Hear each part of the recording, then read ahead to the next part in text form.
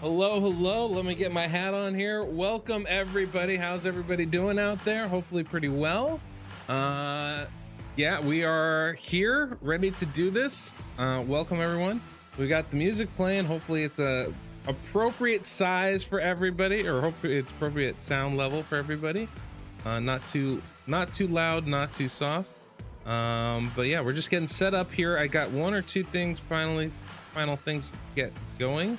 We were a little bit late today, little lack on sleep, a little lack on getting here, but real quick, I just want to say welcome. This is the Faction Games 2023. We do have the Hydra event going on today. I have with me participating Mr. MTGJedi, Mr. Saphyra from MTGJedi Network, and VictorTES. So this should be a very, interesting, certainly exciting. We've already started with some drama.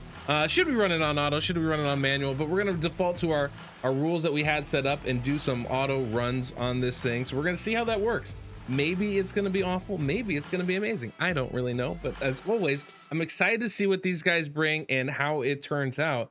So guys, first off, thank you obviously for being here.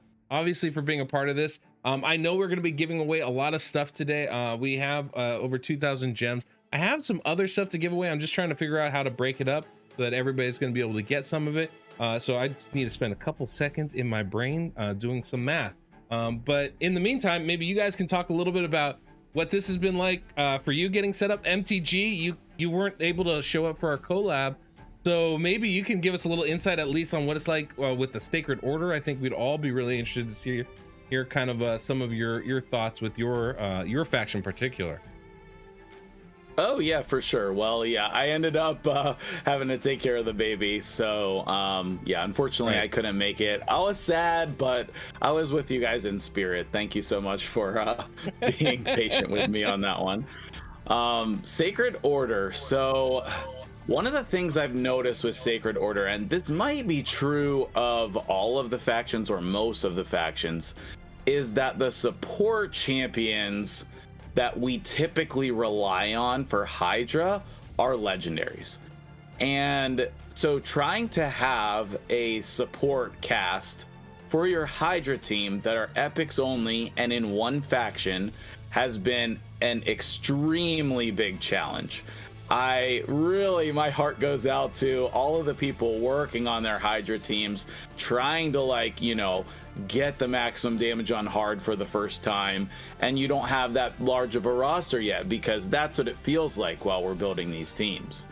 And I've tried some really interesting champions, so I have some pretty good information when we hop on my test server account and I'm showing you the builds. I got a couple spicy ones to maybe help some people out, or at least offer a couple cool interjections on champions. But finding the right support has been the main focus of what my build is all about. I want survival. I want to be able to survive and then start doing damage over time. That has proven very difficult. So we'll see how it goes today. It could still end in disaster. But, I think that I've put together the best team that I could. But I don't know. What about you guys, Saf or Victor? How have you felt about the support champions at the epic level? So it's harder than I thought. Because it's crazy when you fail with a provoke, when you fail with maybe a resist with HP burn, because with my faction I don't have damage dealers. You can go all full of damage dealers, because without supports, with 2 hard hitters, you are out. Yeah. Then it's hard. Also, we have to go in auto, then it's harder. But it's a very challenging thing. I think it's okay to see how many millions. I think how much. It will be hard for sure.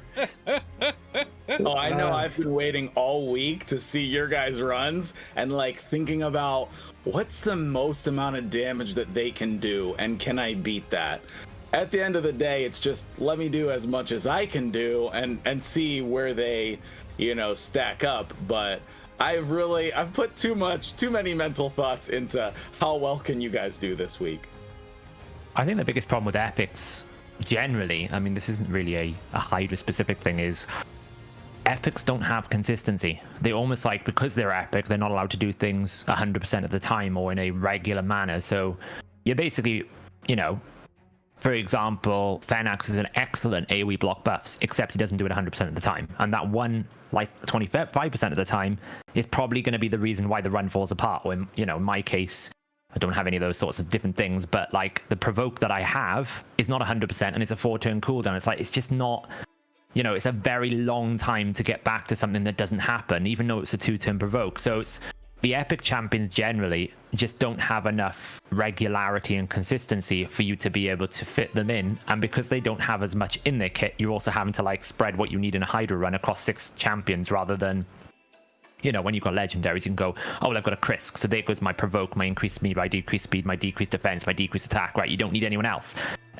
in that sense. Whereas when you're using epics, you need like to still fill the gaps, right? One epic is probably taking 1 role, whereas legendaries, you might be taking 3 roles in 1 champion. So that's kind of like the biggest challenge that I've had, is trying to figure out, like, once you get like the basics, the bare minimums that you need, and then you go, right, well, I have 1 champion slot, and it's like, well, I'm gonna have to sacrifice something. So yeah, that's gonna, I think for me, that's the biggest thing that I've noticed, is just like the ability to actually build champions, especially with the player power limit as well, where we know resistance is like heavily player power. Like, I don't really understand the calculation of who came up with it, but apparently resistance is the best stat in the game according to Playroom.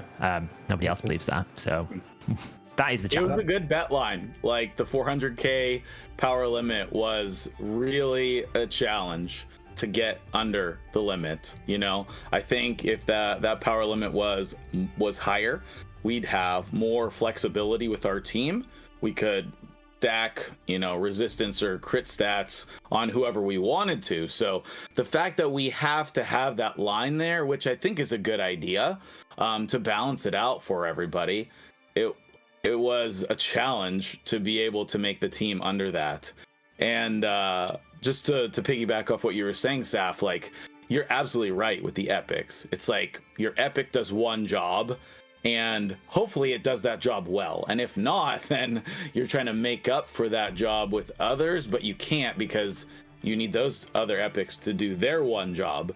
So if you can find an epic that does multiple things, like Ugo is the perfect example to me of a really, really great epic, because she does 3 things, really 4, but 3 things all together that are super important, which is decreased defense, block buffs, and then she has the mini cleanse. There are not a lot of epics that have that level. The leech. Yeah, and the A1 leech as well. But like, there are not that many epics that have that level of abilities, right? We have to use 1 champion for decreased defense. That's it. That's your 1. And then you have to use somebody else for block buffs. That's your 1. And so being able to combine those abilities together is one of the best things to improve your Hydra teams. When you get a legendary that combines those. You also need 2 forms of damage, right? So you either need to have like a single target damage dealers, ideally, especially for hardware. You know, single target damage, direct damage is quite good, whereas max HP is not so good. Or you need something like burns, or you need, like, you can't just go in there with, oh well, like, this champion will be my damage dealer, because the moment they get eaten, you can't get them out, and they're probably going to be the first one marked, because they probably got high crit damage, right? So it's kind of like, well, you're locked into 2 damage, then you're locked into having the core things you need: decreased defense, probably some sort of turn meter manipulation, ideally decreased speed, but if you haven't got it, increased speed, increased turn meter. Then probably something like block buffs you probably need something for provoking, for the decay head. Then you might need a solution for the torment head. Like, you're minimizing and you're reducing the amount of options you have, to the point where you go, right, well, I need another champion spot if I'm using epics, because I just don't have coverage. So then you have to make those difficult decisions, which is, what can I live with? What features or what things am I going to be able to just kind of accept in my team, versus things that I have to have, you know? And it's not ideal. Do you guys even have good options for block buffs? I have a Guardian. Guardian is my dude. That's my favorite rare in the game. No shade, bro. But the problem is it's all random. For block buffs? There's nobody in Demon Spawn, right? Yeah. Soundbro. Yes. I have Ambrabat. Yeah, this is my strength. I think this is the best of my faction, but I don't have anything for cleanse, anything for remove. It's only that. I only get that with a little bit of RNG and provoke and damage. HP burn. I remember the first Hydra, the Hydra draft in the faction games last year. Hell, Hades had Demon Spawn, and obviously they could use legendaries. And I remember sitting there going, "Are we actually going to have to use Candrathon?" Because there was just like, it's better now. They've added a lot more champions, but you know, you're kind of like, okay, well, I've got Akoth, there's an AoE burn, but then you're probably like, it's the only thing. It's the only one. Yeah. So I'm he's not 100% either, right? Yeah, he is, isn't he? I'm definitely the dungeon master that is a little sadistic, as he likes to watch his players squirm, and this is like the perfect event for me. That's where this is coming from in your brain. That makes so much more sense now. A lot of this does come from there, where I'm like, let's throw some challenges and see what they can do. One of the things, I don't know how many of you guys watching play Dungeons and Dragons, but one of the things I've always learned playing this or DMing for it is that you make a challenge harder than you think your players can handle, and they always end up rising to that challenge, or they crash and burn, and that's hilarious to watch as well. But I'm really excited to see what you guys are able to do, because as you guys have been illustrating, this is an incredibly hard challenge. You know, we've been going through the faction games and we've been doing all the dungeons so far, and it's always a challenge, right? But you know it's doable. On some level, you're like, this is still doable, even with limiting it to only epics, even with the power player limit, right? You know it's going to be something that you can handle and do.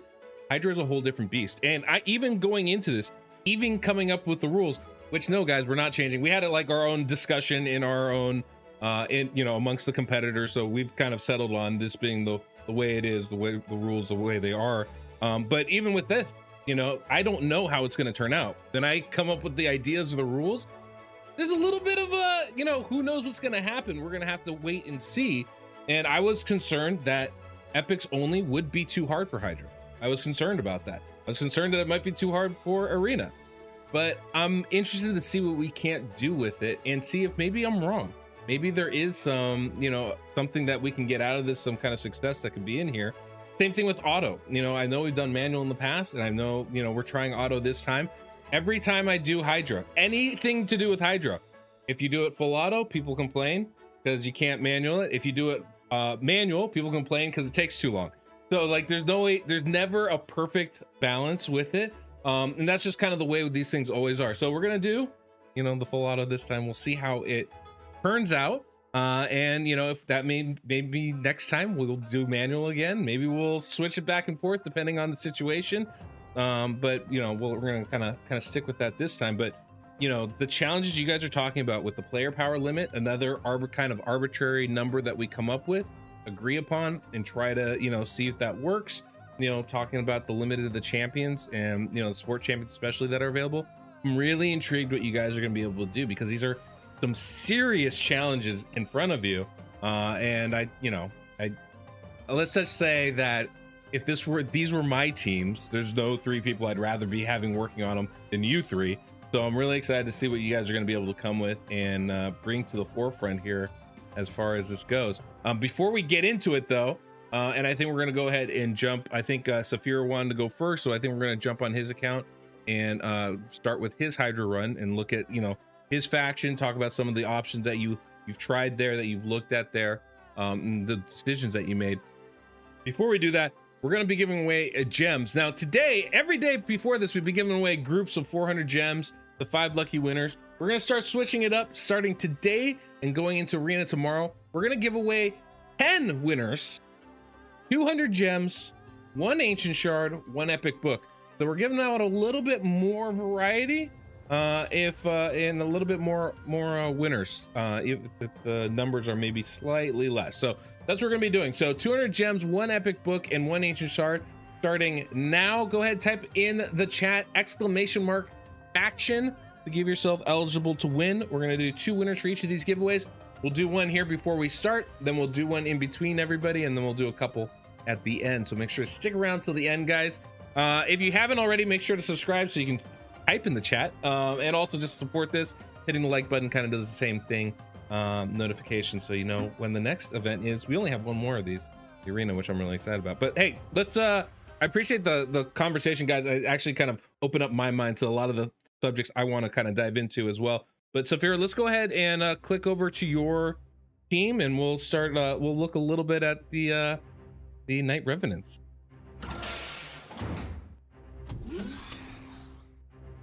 No worries. Okay. My dude. Okay. So excited. Is this all right? Let me just make this look a bit more sensible. And where's the right button? There we go. Flip me the other way. Yeah, so Night Revenants. There's pros and cons to every faction that you have, generally. That's the way that this thing is going to work. Like, we've seen, some people in chat were saying, have you seen Nub Raids Epic only Hydra? And Epic only is perfectly viable when you haven't got a faction limit. But when you've got a faction limit, you've got to look within what you've got available to you. And there's just nothing here for certain roles. So the pro of this faction is it probably has some of the hardest hitting single target epics in the game that can consistently single target hit without affinity issues, right? We got Whisper, who we all know is like a god at boss killing. It's one of the best. If not, if you don't have an Acrizia, you're starting, and you don't have a Gnut, right? If you don't have those two, you take those two out, you start looking at this champion as like, okay, this is probably the best boss killer you can create. But not just Whisper, we've also got people like Franox. This A2 is an absolute monstrous hit when you have it on a decapitated head, if you can get it set up correctly. Lady Arash, I was testing for Dragon. I didn't pull it out in the end, but it's also a very competent single target hitter on the A1. But generally, it's better for an A2. But we've also got Crypt Witch up here, which I was thinking about using as well. The only thing was I just didn't have the space in the team, really. Like, it was either going to be Whisper Franox or Whisper Crypt Witch, right? There wasn't really an option. And the thing with Franox is it's my only block buffs option, really, that has any sort of consistency or reliability. So that is why we went down that route. But what this faction doesn't have, let me just put my phone on mute there, otherwise it'll be pinging us, is there is no AoE HP burn. In fact, there isn't really even a single target burn. The only one I've got is this, and it's only a 75% chance. So I have no real, like, there's just no burns in this faction, which is obviously one way you can get damage without actually having a damage dealer. The other problem I've got is, I think this dude here, which I always mix these two up. This dude is the only good block buffs, and as you can see, it's a 4-turn cooldown on a 35% chance, and it hits randomly. So again, like, I'm not going to bring this dude in just because of that. It's such a large commitment when you don't have space, because you still need to have the basic things, like you need decreased defense, you need some sort of heal support, I need a torment head solution, I need damage, I need these things that need to be put in place. So the pros of this faction is I do a lot of damage. The problem of this faction is the support options to make the damage possible. The only decreased speed I've got is this. And it's just, I just tried it, and I just decided it wasn't worth it because it's just too one-dimensional. It's like a horrible base speed to begin with, 89. It's a rare champion, and yes, you can make it a mischief tank. I know OddOne was telling me, you can make it a mischief tank, but to be honest, like, you need him to go fast to be able to reapply this. And that's the other problem I've got in the faction, is really I need all my champions to be taking turns. So without decreased speed, I'm actually having to push them to like quite high speeds to try and get them back around to their turns, because we all know VictorTES is really good, but it's a 4-turn cooldown to get back to a perfect Veil. So there's 2 turns when I don't have a Veil up, so she has to go fast. Champions like Doom Priest only really benefit if you can get them cycling this pretty quickly. I also don't have many good auras either, really. All of them are kind of like limited in nature. If you think this is like faction crypts, I'm pretty sure like the speed aura here is arena. So auras was a bit of a thing, because obviously with auras we can kind of like save team power. Even VictorTES aura is Doom Tower only. I really just don't understand why we have Doom Tower auras. It's far too niche. Just make it all battles, it'd be so much better. So yeah, those are the problems really with the faction. Now, to be fair, the faction does some incredibly good Hydra champions. You know, we've got Whisper. I think Thalesia is one of the best Hydra champions in the game for an epic, because you get, you know, Hex passively, you get AoE decreased defense, you get increased debuff duration, you do have a little bit of debuff spreading, but I found this to be very inconsistent. You got Rector the only really non-Duchess option apart from Shamael to deal with the Torment Head consistently. You got Doom Priest, only one of 2 champions that can passively remove debuffs all the time. So if you don't have a 2-Hanorach, then Doom Priest can do that. So in terms of like MVPs, the factions got really good. Provokes are a problem, because I could use a Deathless, which is a 3-turn cooldown, 100% chance for 1 turn. But again, I don't have the increased speed, so the chances are I'm never getting back round to this before I need to reapply it. It's not like Morley, where you can get the passive turn meter boost in, and you also get a chance at a 2-turn, and normally you pair Morley with like a turn meter booster as well. I was never going to get back round to this, so I tried it. I found that I just couldn't keep the provoke up and up, even with like supportive provoke sets. And because all it does is provoke, you don't have healing, because all this requires you to have dead allies. All of these effects requires you to have dead allies. So it's basically, you know, the aura is arena only as well. So you basically just bring in a champion to provoke every so often. So, and again, we were talking about this earlier, trying to actually find team space is difficult. We do have a Burgoth, but it's a 4-turn cooldown and it's not even 100%. So again, you could end up doing this, and then you're like, right, I got 4 turns now, it didn't work. I think the other one is Buckethead. It's the only other one. We call him Buckethead because, like, look at him, he's got a bell on his head. Bell head, bucket head, I don't really know. I was tempted to try this, but I ran out of time really to test it, and I didn't have one built, so that would have taken me more 5-star chickens. I didn't really want to commit, but he's only a 40% chance to provoke. The only advantage is he would give you strengthen and shield on a 3-turn cooldown. The fear components just don't. I mean, I suppose he's immune to like torment, but the rest of this doesn't really do anything, if that makes sense, because you can't place fear on an enemy. So that's really not going to help.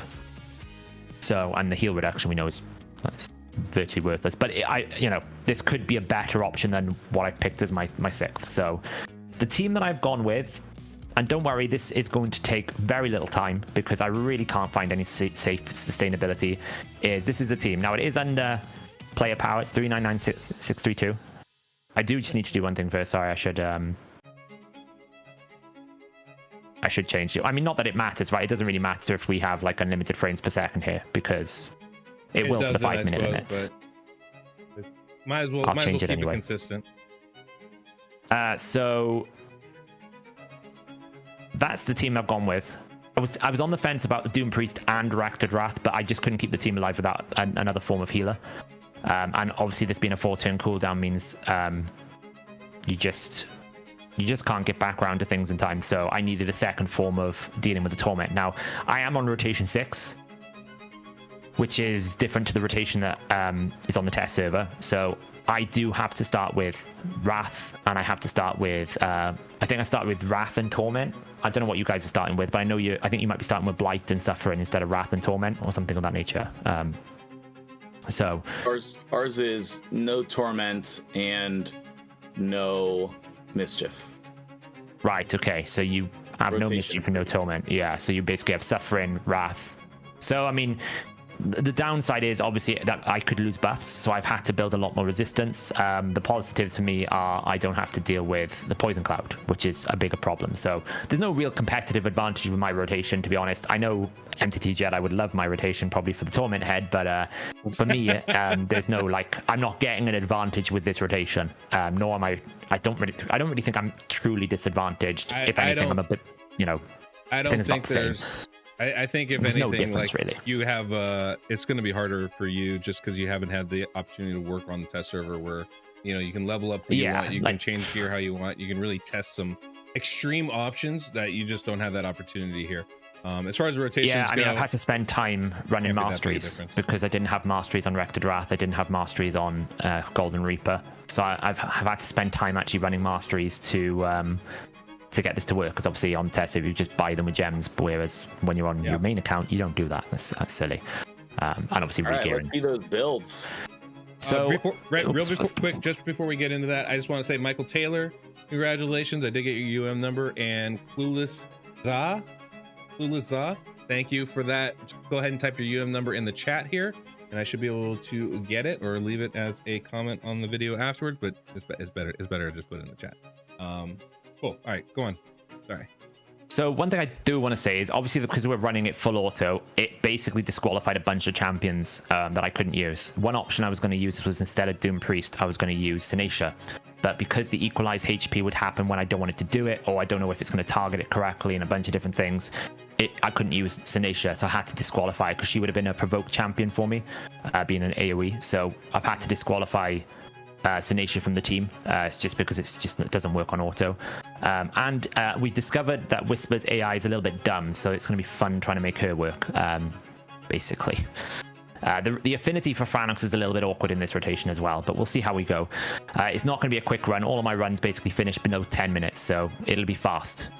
Don't worry, guys, you won't be standing here bored watching the team run. So I put Doom Priest in Weaken, in Relentless, sorry. So basically, I just want to try and maximize the healing, get back. She is a 6-star miracle heal.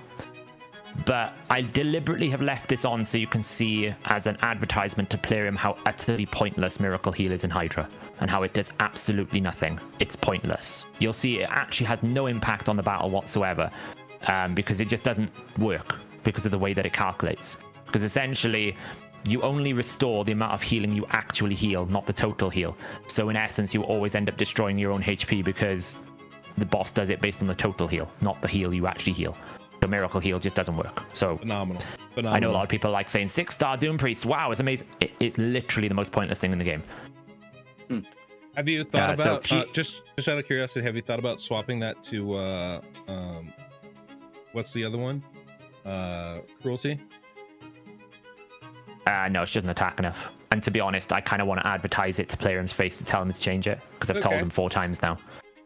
I don't know how many times I can tell them that, you know, an ability which basically is designed to restore destroyed max HP that only works on the missing HP, and then the head of Decay destroys it on the total HP.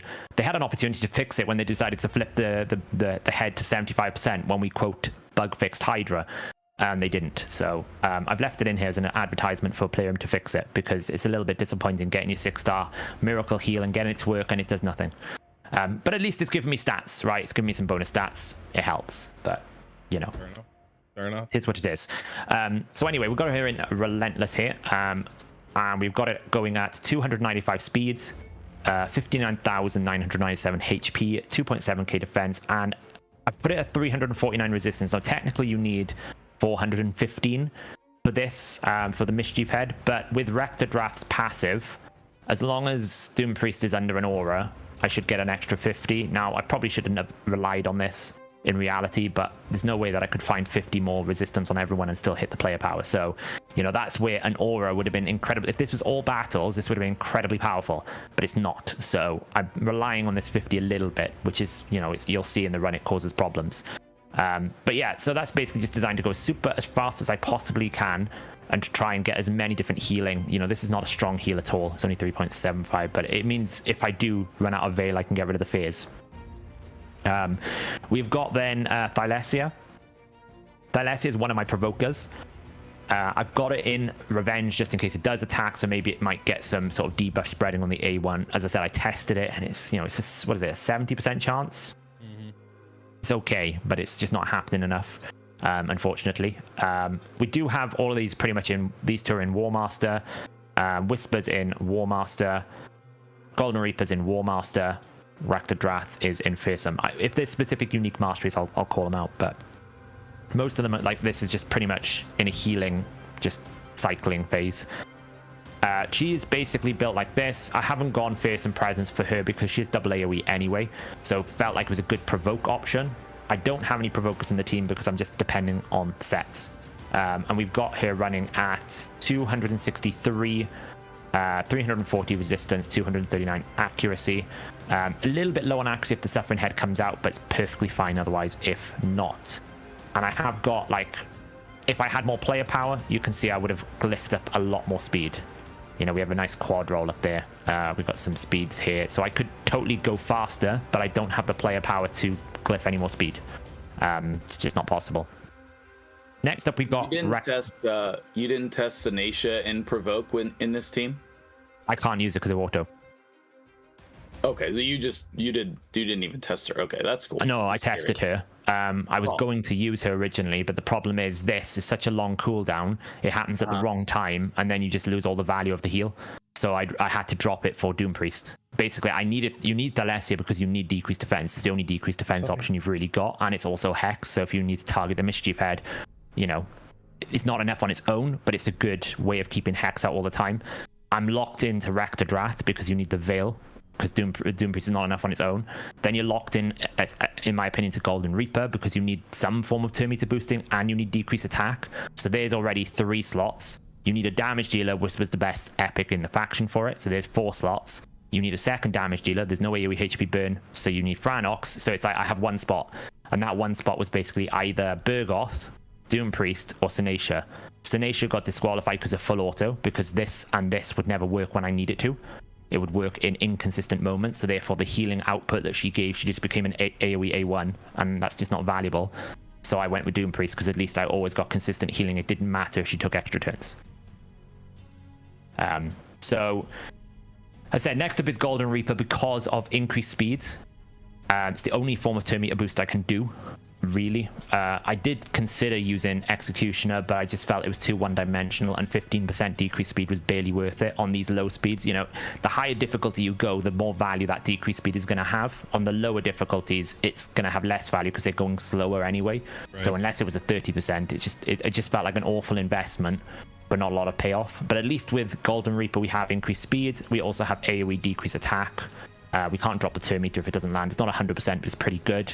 And then we have a chance to reduce it. I have put her in Cursed to help Thalassia, so we can just keep the Hex going out a little bit longer. And I've got her at 291 speed. Again, a little bit low on the resistance because I've run out of glyphing space. I basically had to sacrifice something. That needs to be a little bit more. A bit too much accuracy, but it's just the way that it's flown by with different rolls. 2.2k defense, 52k HP. Again, you can see I haven't upgraded everything because I just don't have the player power. So I've had to sacrifice something. And I can't really afford to sacrifice a ring because she'd be too squishy. She'll just take 1 shot and die.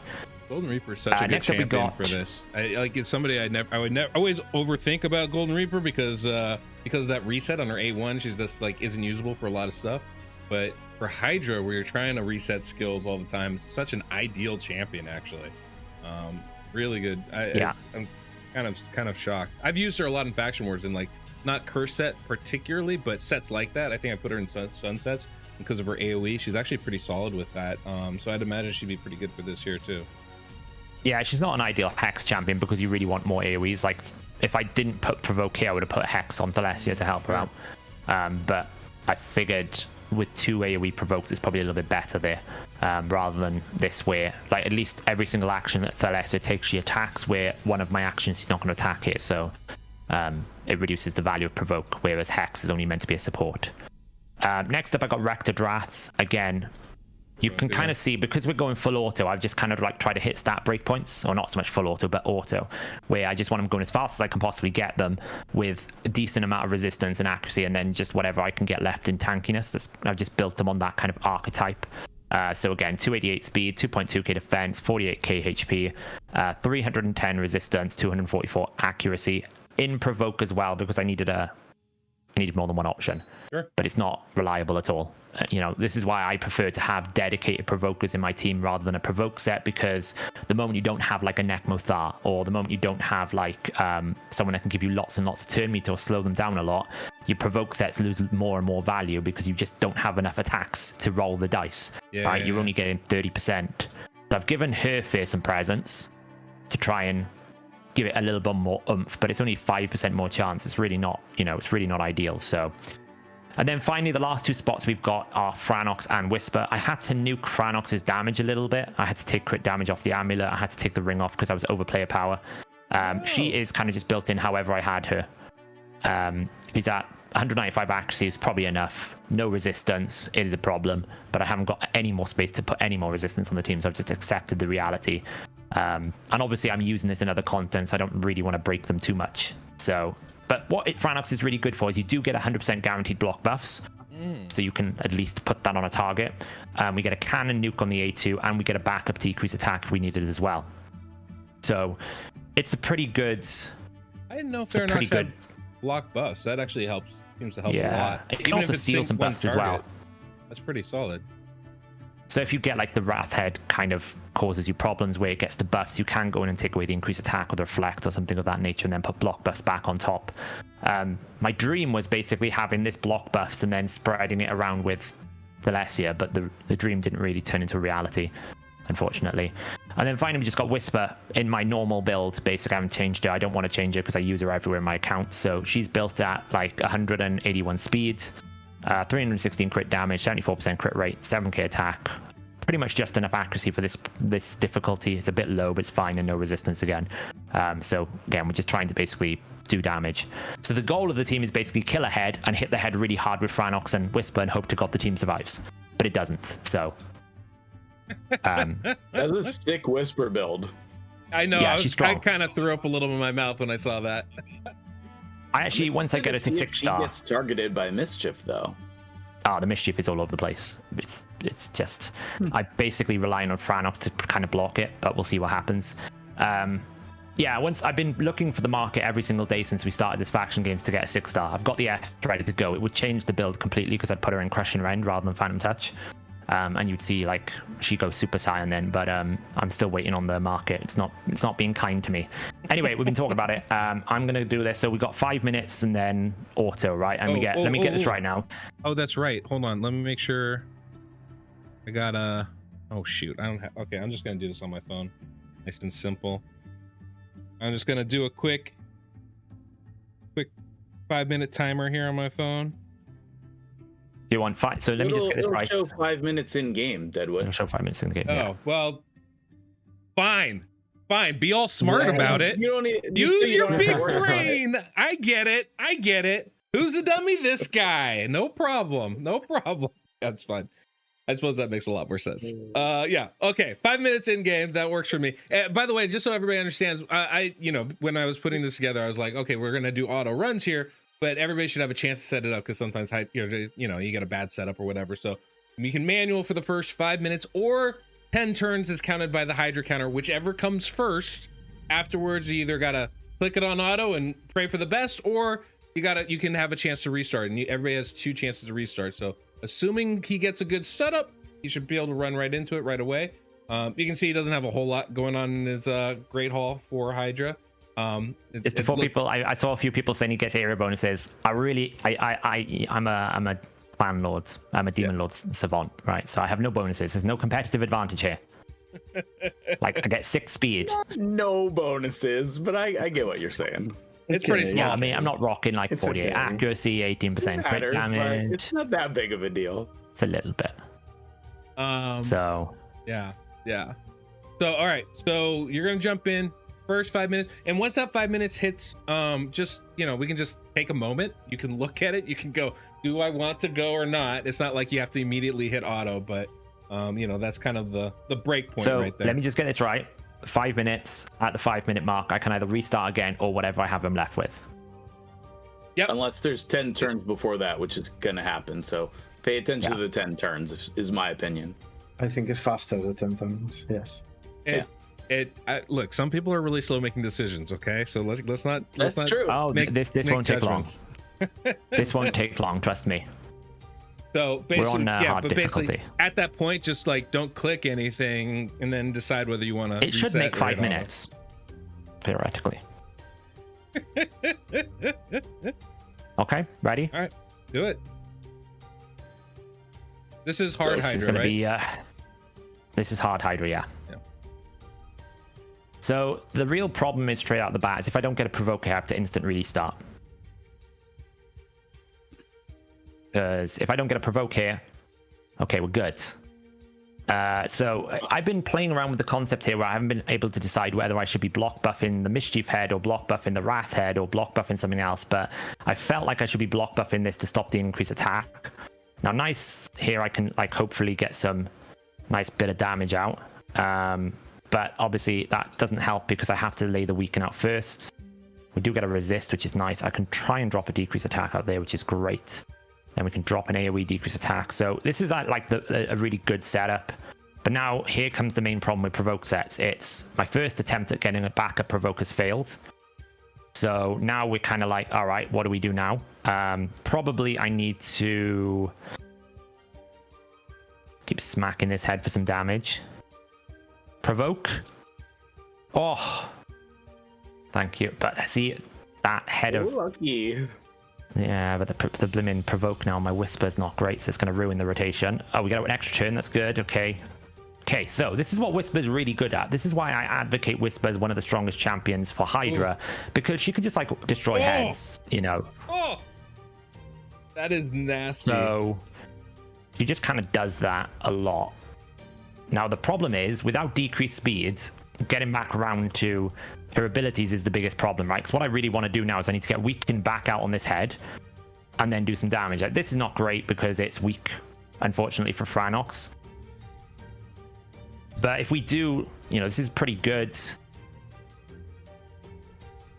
But, I mean, even without weaken, it's still pretty good to, like, kind of do some damage to the head. You can do, like, a casual 636,000 damage there. In an ideal world, you basically get extra turns, but you can see without decreased speed on the fastest head possible, we're just like getting back around to this far too quickly. Yeah. Because the head is going to be respawning in a minute, and I've had no uptime on that because I just don't have decreased speed. And now we haven't got provoke on the left head, which is another big problem. So now the run is about to fall apart, and this has been the experience because I've got poison cloud and I have no solution for this. Because I can't block buffs and spread it. So the best thing I can do is, there's no weaken out on anyone, so let's just pick on you. Okay, good. We are going to take a bit of damage here, but we should survive. Can I spell counterattack? Wow. It's multiple You're attacks almost over at and over. boss count 10. Yeah. So you'll need to decide whether you're going to keep going there. Hello, please provoke. Oh. Oh, there's one more chance. Provoke. Ay, vey. Uh-oh. Well, you're at you want to keep going? You're at boss count 10. 11 now. I get a free regroup, don't I? Yeah. You want a free regroup? So that is like the problem is, if I free regroup and I don't get the provoke on the first rotation, then I lose anyway. Look, let me just take it off auto a second. Take that as a number. If I print screen this as a number. First one, I'm going to free regroup. There you go. Oh boy. But you can see how it can work. Gutsy. The biggest problem with that run is I could carry on, but because I got cleansed straight into Poison Cloud, it's like the worst head I could get. And I'll be honest, the amount of times that I've had Poison Cloud out of all the different heads is ridiculous.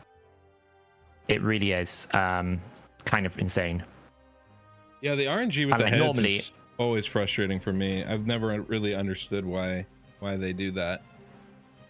Yeah, exactly. I mean, normally what I would say... Cool if we could just have the same 4 heads with no alternate respawns. 100%. I think you would be able to build cool teams. This is the problem I have with it, is I end up building teams that can just deal with all of the heads. So I only have one team for each difficulty anyway. But because the heads rotate, all that does is just make it frustrating. If we had specific rotations that stayed the same, I would build teams for those specific rotations, right? You'd be like, oh, okay. You know, and like it would just add a little bit more intrigue, I feel like. Yeah, this one's over already. Totally agree, Deadwood. Yeah. This one's over. Not a great start. No, it's over. It's going to die in probably 10 turns. Unless I get a provoke here. Yeah, it's over. Well, you still have one more regroup, so... Last one. Here we go. This is the one. That was just awful because it went after the Franox and we didn't get a re-provoke. But the problem is we've got super lucky getting a provoke every single time this time. We won't get it this time because that's just the way that the world works. So we are kind of we didn't even land weaken. Whisper. He's got really good damage. I mean, it's the squishiest head with Hex, but like that doesn't matter. It's still really, really good. I'm targeting it because I can reset the cooldown, reset the turn meters of the champions. That's the idea. So you kill it, you give yourself an extra turn. When I don't have decreased speed, it's the only thing I can do. But we'll see how it goes. It's not going great because I gotta wait another rotation now. Can we get a provoke? Haven't had a single provoke yet. But we can like take away this. That's the value of Franox there. So you can get rid of the increased attack, put block buffs on it. At least now we have we've got rid of the cleanse, so that gives us a bit of opportunity. I can start going back and trying to kill this Mischief Head again, which is great. Until he cleanses it. Jesus, I hate this game. Ugh. No provoke still. It's just the worst. The nice thing is, if you don't get the 2 provokes, then those cooldowns are pretty long. That gives you a fair bit of time to regroup.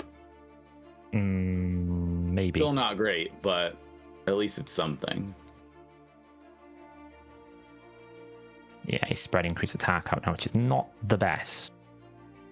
And that's not the best either, but Doom Priest should... This is why I've had to bring Doom Priest in, right? Just to give me a little bit more solidification with the fears, because it just takes such a long period of time to get back round to...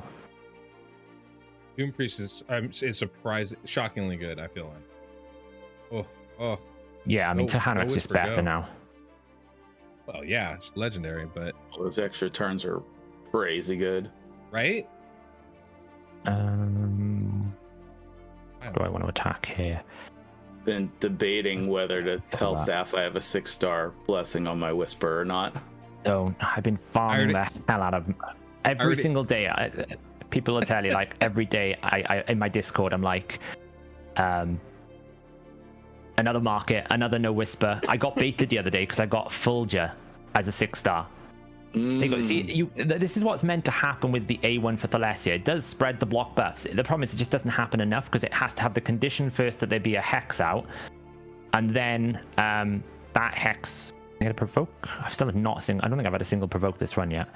And then once that hex is out, then you have I think it's a 50 or 75% chance. Oh, she's so dead. That's fine actually. That's probably better because we reset the consumption counter. It's actually not terrible. Oh, we got lucky there. I would like to hit the Mischief Head before it fully heals, if I'm being honest. Can I just... Oh, we got rid of 3. That's pretty good. 12 turns. 5. Yeah, I'm going to keep this one. It's the last one anyway. Hopefully I don't lose Whisper again. Are you on auto? Are you on auto? Is it auto after 10 minutes? No, 10 turns as well. Okay. No, stop. It's auto now. It's fine. But you can click on the heads and target as much as you want. So that's definitely viable. Also 2x speed, please. Yes, please. Yep, 1 speed. No, 2x, come on. Oh, no, hang on now. The rules were... Saphyra, come on, don't do that. Don't do that. Let me get it. I was told specifically the rules are the rules. Now, we didn't put the rules in, so this gives me chance to actually be able to figure out who I want to click. Please don't do that. Please don't do that. 2x Let me go speed, get a cup of coffee. Please, 2x speed. It's the whole point of doing auto. Ah, for the love of all that is real, this is such a... You're just making up the rules on yourself now. I'm not. Come on. Oh, man. Looking pretty good, though. I mean, you got one head down. Everybody else is over. looking pretty harsh right now. No, the run is over. You think so? Yeah, because there's no provoke out. All right. Nah, trust me. Because what will come out now is the Poison Cloud head. Whisper didn't get any uptime on the dead head because of the turn meter issue. Gotta get a hit in now. Ooh, got the decreased defense there. Nah. Come on, Whisper. A3. Come on, Whisper. Yes. Okay. This is why Whisper's really good for Hydra. She hasn't got A2 back. Oh, that's 27 turns straight in. Oh, she would have done a 1.2 million damage hit if she had A2. She did over 1 million as it was. As I said, it's over because now we've got the Poison Cloud head, and I have no solution for the Poison Cloud head. Maybe if I can drop the turn meter, maybe I can get like an extra 2 million damage out, but it's probably not gonna happen. Faranox hits. I'm shocked actually at how hard Faranox hits. I was not expecting that. I think Franox has been really, really reasonable here. Yeah. Remember, this is Franox with less damage than you would probably build her, because I've had to take, like, I would say 30% of her damage out to make the player power limit. So a Franox can hit about 900k on a dead head if you set it up correctly. Jesus. Oh, right, because the more debuffs, it gets a little damage boost, right? Something like that. When there's no buffs on the target, you basically deal 100% bonus damage. So it's basically a 9.5 multiply or something like that. That's really nice. This is actually the best run I've ever done, and I've done like 12. Oh, come on, Whisper, do your A2 now. Yes, here we go. Here we go. The Church of Whisper is proud to present. Why isn't she doing A2? You have it prioritized in the. I bet she's not doing it on an AI. Oh, that's frustrating. I probably haven't told. I'll check the AI. Maybe she hasn't got it available. I don't know. We might as well kill this head, because we can kill it through Poison Cloud. Now we're just kind of like, it's actually doing a lot more. Like, does she ever do A2 here? That's what I want to know. Does she ever do A2? I was having AI issues with her where she decided not to attack a weakened target with her A2, which was just wonderful, I have to say. You always love that experience. Suffering Head is probably the best option here. The Reflect is a problem, as is that, but I should be able to revive straight away. Are you not going to try and free their champion? Not at the moment. I want damage output. I'll be able to get back around to that. I was just curious if it was like a... what kind of a... I don't think she's using A2, is she? I thought those like 700,000-800,000 hits was her A2. No, her A2 is like 1.3 million, 1.2 million.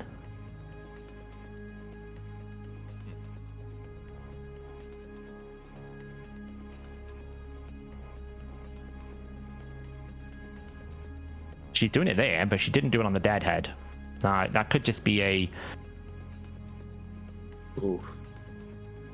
I mean, this is the problem with Poison Cloud. Damage output is still good, though.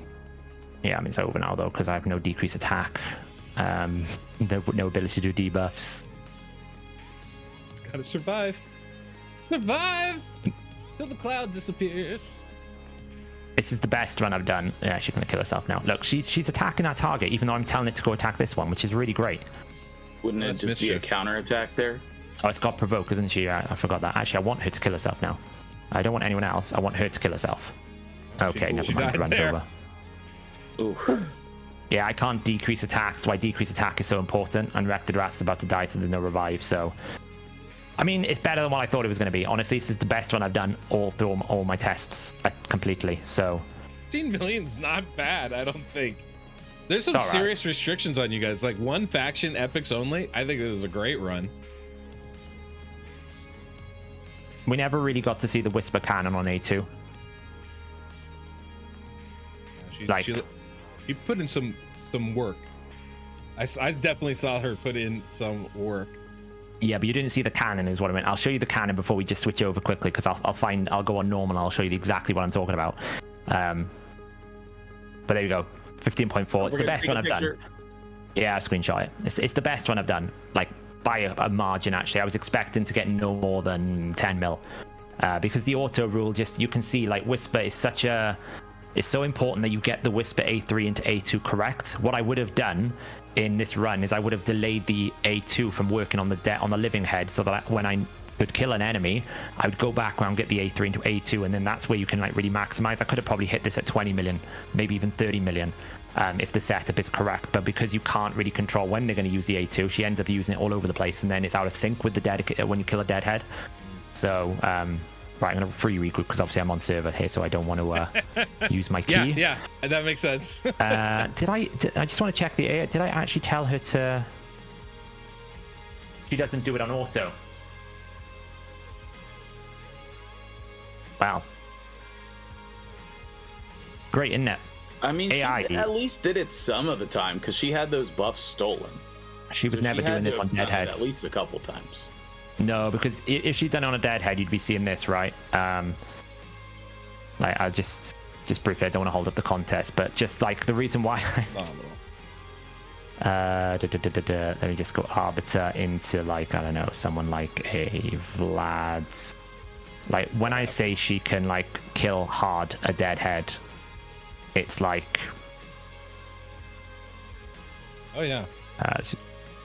Let's just do this quickly. After your discussion about the Church of Whisper, I definitely pulled her into a Hydra run to see how it would work. And oh god. She can certainly slap. Like the option is there. Sorry, I don't want to hijack everyone else's runs. I just want to try and where's the newt monster? I just want to kind of show you where the damage output for Whisper truly is, because I know there was Colbert had said before, he was like, oh, I don't really see why he was considered a Hydra champion. And it's because once you get the head down, it can do some really crazy numbers. Just need to kill a head quickly, and then I will. I wonder how much that does. Anyway, I'll send a screenshot to people. I don't want to hijack the stream. But basically, her A2 does like 1.2 million on a dead head. So if you get like the A3 into A2, 2 extra turns, that's like 2 to 3 million, even 4 million a turn. So on auto, people should definitely be considering her for sure. Yeah, I use her on brutal. She's really good. Oh, do you? She's in your brutal team. Because what you got to remember is the A2 is 100% ignore defense. So when you're fighting up against the Suffering Head, even though it consumes your champion, she's doing like 300,000 to 400,000. That's enough to get your champion out of a Suffering Head, which are not many other champions can do. Even max HP nukers would struggle to get through the Suffering Head. So she's a bit like Gnut in that fashion, where it doesn't really matter what head consumes. You use the Gnut A3, and it kind of just gets your, it gets the champion out, which is really powerful, right? Great job. Definitely a really good job. That was a heck of a run. We got you 15 million. I feel like there's a little bit more pressure now on our other boys here to step up and make it work here, because that's not, full auto. That's a lot of damage. I don't care what team you're bringing in. That's going to be a little bit of a challenge. So I'm actually really excited to see how these two guys go. MTG, Victor, which one of you guys wants to go next? Doesn't matter to me. All right, MTG, you're up go next, or you want me to, Victor? Who wants? Let's go, Jedi. I want to see you. You want to see me next? Okay, that's fine. All right, cool. Before we get into that, real quick, we're going to give away 2 more people here, right? We've got, what is it? 200 gems, an epic book, and an ancient shard for 2 more of you folks. So go ahead and type in !faction in the chat right now. Good job, Saphyra. Heck of a team. Well done. I think that turned out surprisingly well for you. So congratulations on that. We've got Mr. MTG. Well, let's just see what everyone else has first, right? Let's just see what everyone else gets before we start praising me, because I don't think I'm gonna get slaughtered now. I think we can praise you. We can say good things about you regardless of anybody else, buddy. Okay? You're still amazing regardless of what anybody else does. Doesn't change how good you are. All right? We play golf rules here. Your only objective is to beat yourself, okay? You did great. And Mr. MTGJedi, you are I think that might be the first time I've ever what's the word I'm looking for? Chastise someone for for not praising themselves well enough. You did really good. I think you should definitely be proud of that run and that team. It was definitely good, regardless of what these guys do here. But I'm actually really excited to see, because I think this is going to be pretty close and competitive. So MTG, why don't you go ahead and we'll click over and you can show us your team and what they're doing. Sounds good. Maybe I can switch over. There we go. Boom. Show us. Oh.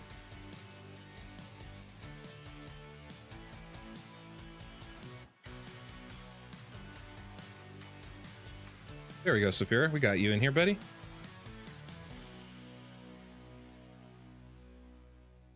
All right, so on the test server, and one of the things that I wanted to point out really just because I want to give encouragement to everybody else, and that is do your arena fights and improve your Great Hall, because this has been a weakness for me. Okay, my Great Hall is not finished because I switched accounts, and this is not the account I've been playing on the whole time. Right, it's a test server, we have no area bonuses, but just for reference, my Great Hall is probably pretty relatable to more people in chat than the other two competitors.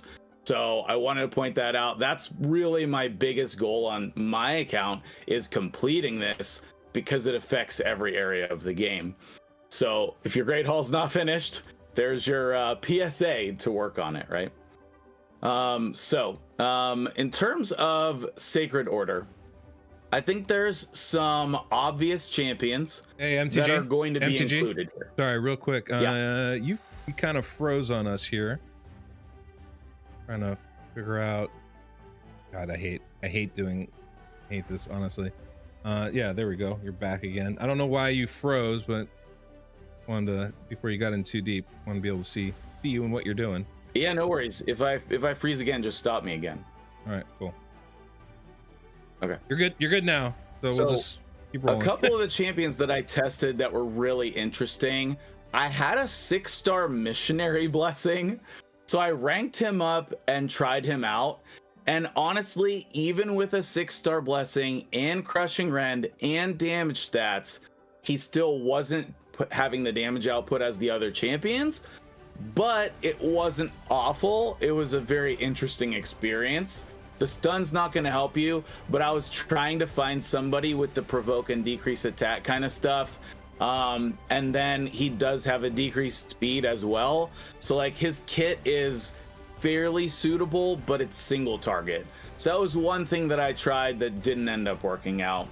I also tried Sanguinia, who I really enjoyed, but just the block debuffs is so likely to get stolen that was a problem.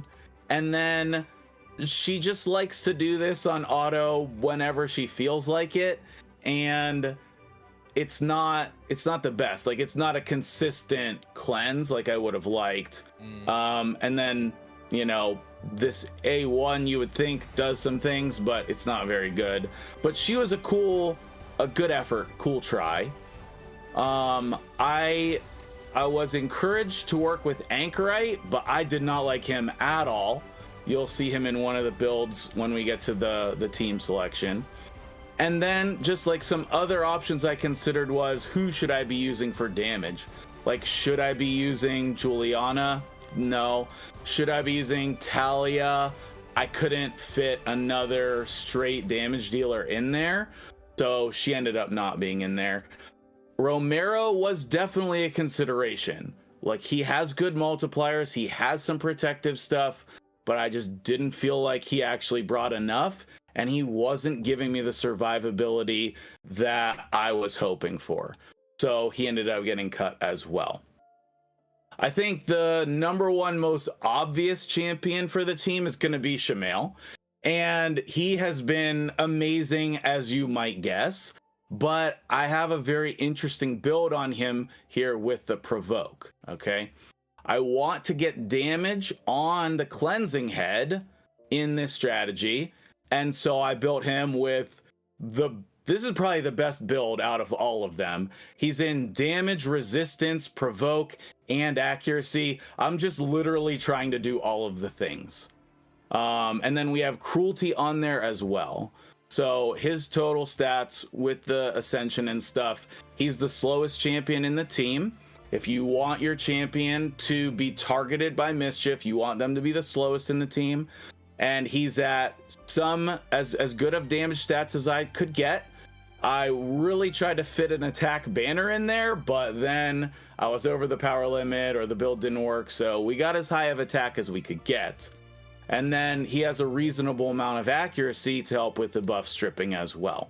I really appreciate the perfect crit rate amount. That's really, yeah, absolutely perfect crit rate. Yeah. So then we have counterattack masteries, which I don't know that he needed, but the Giant Slayer on him is great. fully love the damage build on Shamail. I know when Hydra came out, we tried to do Toxic and all these other things. Put your Shamail in damage. Give him the damage that he deserves. He will have some buffs, but we're not going to get the full amount of his kit because he's not going to have enough buffs. So there's Shamail. Godseeker was always in the team, and I ended up with her in the Curing set. Okay, Curing and Immortal. And this is the part of the video where I give a big shout out to my teammate Roz, who's always helping me with builds and strategies and whatnot. And when I told him that I was having some trouble with survivability, he said cursed on Godseeker. I mean, not cursed, Curing. And that has proven to be really amazing. But part of that, I will admit, is the quad speed rolls. I have some really stupid Curing gear for whatever reason. Like all 4 pieces of this gear are just like really strong, and like these are my normal Rotos boots. They're just offset boots, pure damage with the speed in Curing. And so we were able to get her up to 312 with some accuracy and a reasonable amount of survival. Okay.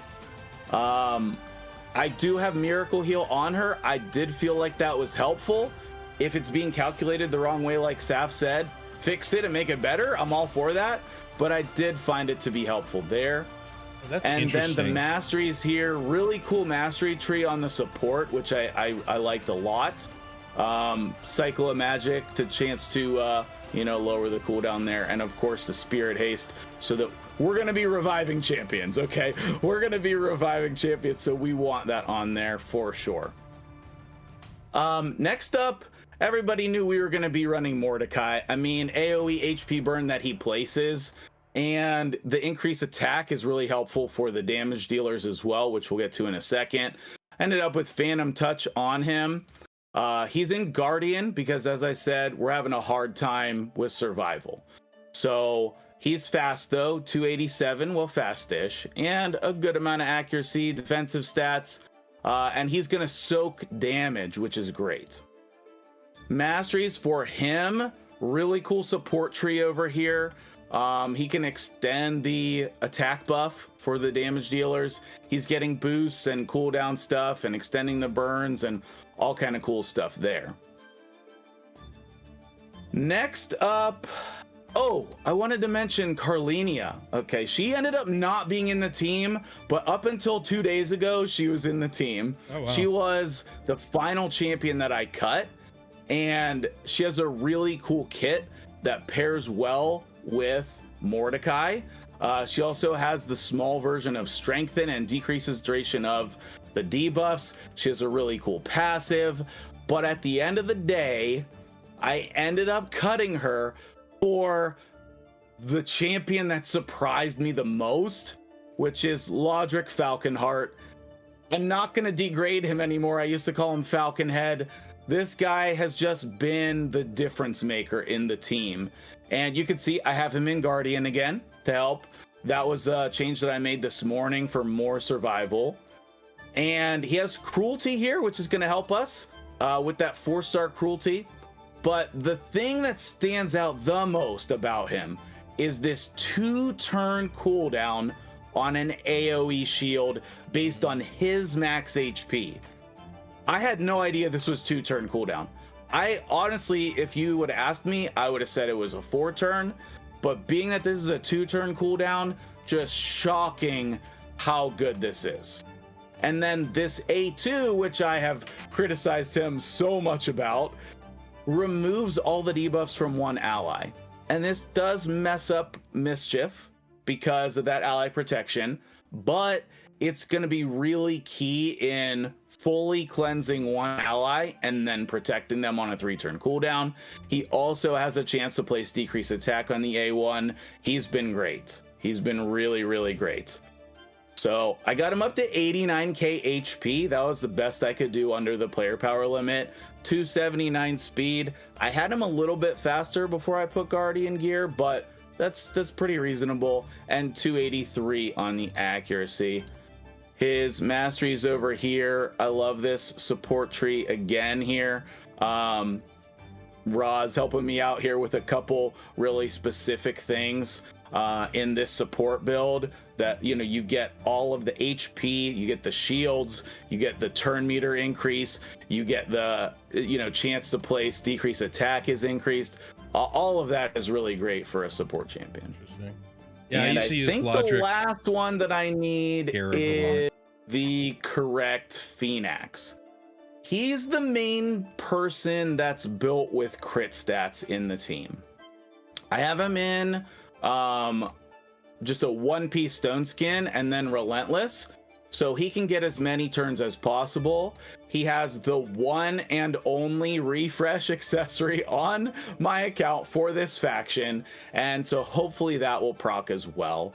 Total stats on him: 51k attack, 281 speed, 100% crit rate, not 99, 232 crit damage, and we have 265 accuracy.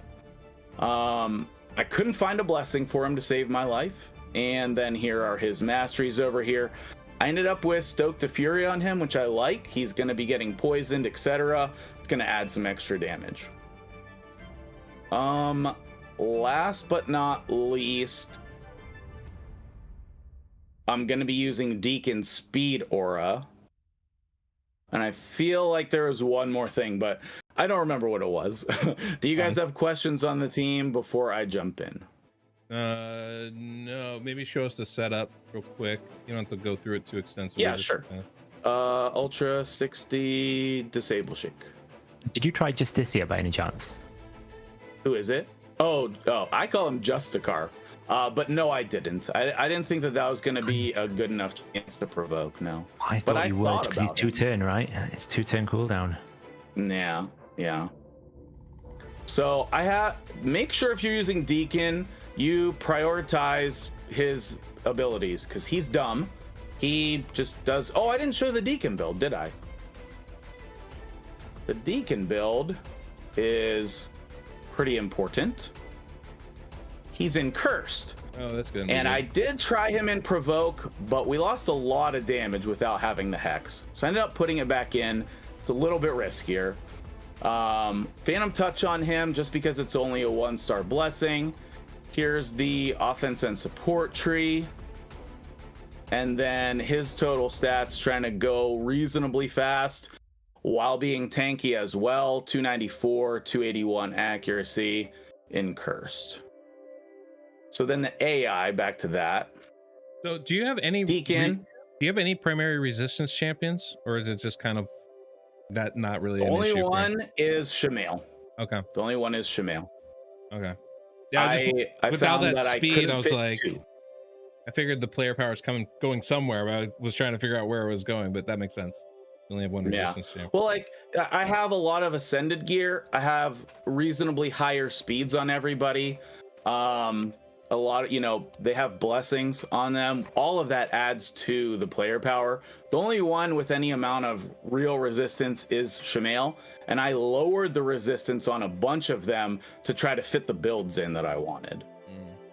Phoenix is just gonna prioritize the A2 with the block buffs. Mordecai, I'm gonna manual it, but I had him just doing the A2 one time. We don't want him to do it. He does no hits. It's really not a good ability for Hydra. Lodric, gonna prioritize his cleanse ability, and then get the shield up at all costs. Make sure that you put something here if you're gonna use him on auto, because sometimes he'll skip it. And then Godseeker here, again, I'm gonna manual the first couple turns, but I would normally open A1. Priority on the revive, so that we can make sure those dead people get revived. And that's everything. Okay, you can see a bunch of teams that I tried there. 399 team power. We're pushing it as close to the envelope as we can. Right to the edge. Let me get a drink of quick. water. Any questions before I start here? No, I don't think so. Real quick, guys, I just want to say congrats to Archeesy and Optimum for winning the contest. You guys got some gems. I did get your UM numbers, so that's all good there. But I think we're ready to jump in. Okay, cool. So this is rotation 3, different than what Saf was doing. And unfortunately for me, Torment is on the bench. So our goal is to get him to pop as many times as possible. And we're going to try to manipulate the heads in order to doing that. So we're going to start off by doing a lot of our targeting over here on Decay. And one little just like hack, I'll just hit auto for Deacon to let him do his abilities, because he's very slow. As I said, we're going to boost on the A2, and we're actually going to place decreased speed over here, which obviously is not 100%, so that doesn't land every time. We're going to get decreased attack on Wrath. And here is the thing, okay? Here is the thing. We are going to try to provoke this head. And when we don't get it, that is not the best. So it's not a good start so far, but it is what it is. Then we got Cleansed. Then we got the Poison Cloud. Let Deacon do his thing. I hate that combination. Yeah. Now we can, since we saved the burns, we can put those up. Now we're going to get provoked, and hopefully Shamail's going to strip the decrease attack. Or not. That's a possibility too. I always get scared when he starts doing that. Our goal with our abilities here is to target this head so that it puts the life barrier on himself if we don't get the provoke, which obviously we didn't. Okay. And the beginning of the run is very risky. Okay, so basically everything that could go wrong did go wrong. So let's see what it looks like at turn count 10, but most likely we're going to be redoing here. So you can see we got the automatic revive from Shamail, or on Shamail. And then we have the Lodric's ability back here, which if we don't put the shields up, we're all gonna die. So let's do that. And then we'll decrease the duration of some of the buffs and let Deacon do his stuff. Okay. Now, Shamail on the counterattacks does a pretty good job stripping buffs. He has enough accuracy to do it. Oh, it's off the counterattack. And let's see how we are here. Boss turn count 8, and then we'll go ahead and put block buffs up.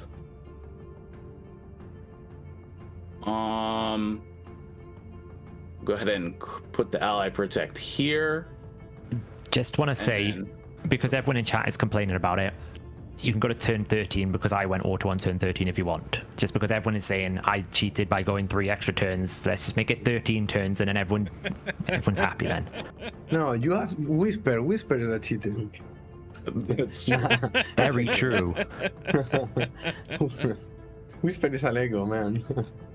She's very good. I was super worried about her. She's the best damage dealer out of all of our factions, so.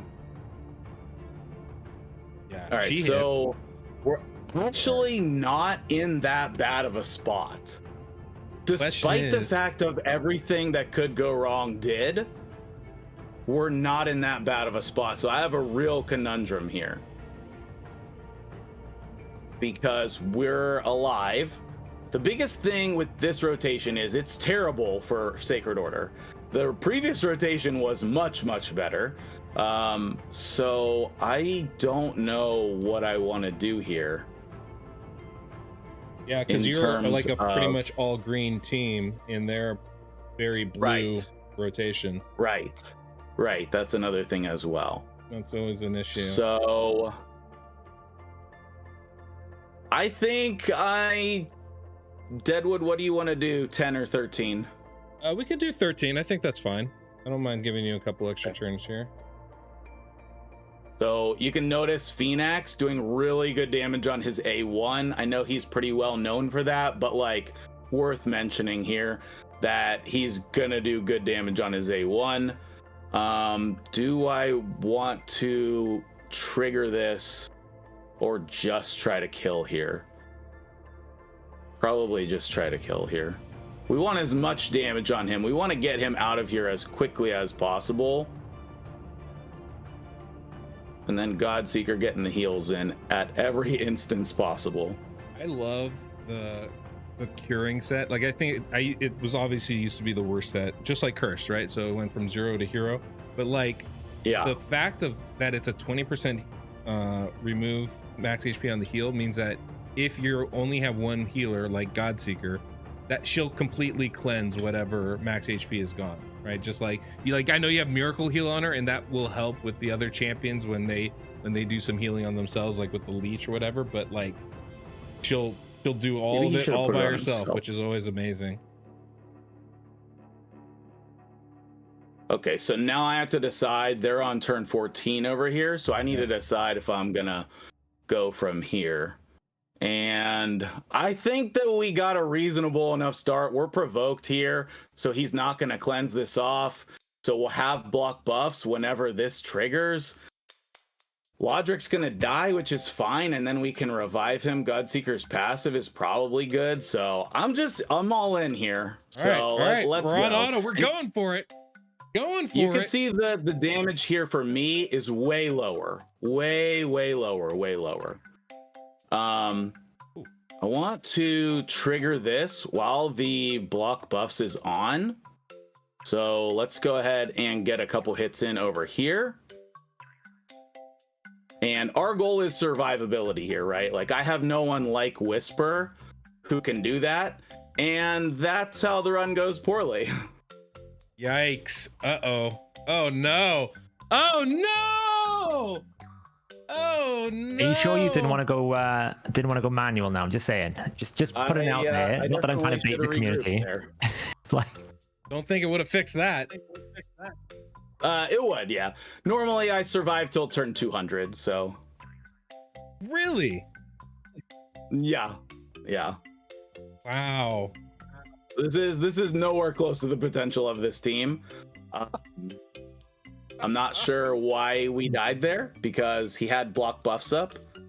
Maybe he didn't have decrease attack, but yeah, you know, that's not what's supposed to happen. Oh, no. Our goal is just to survive through the first wave of heads, and then once we do that, we're good to go.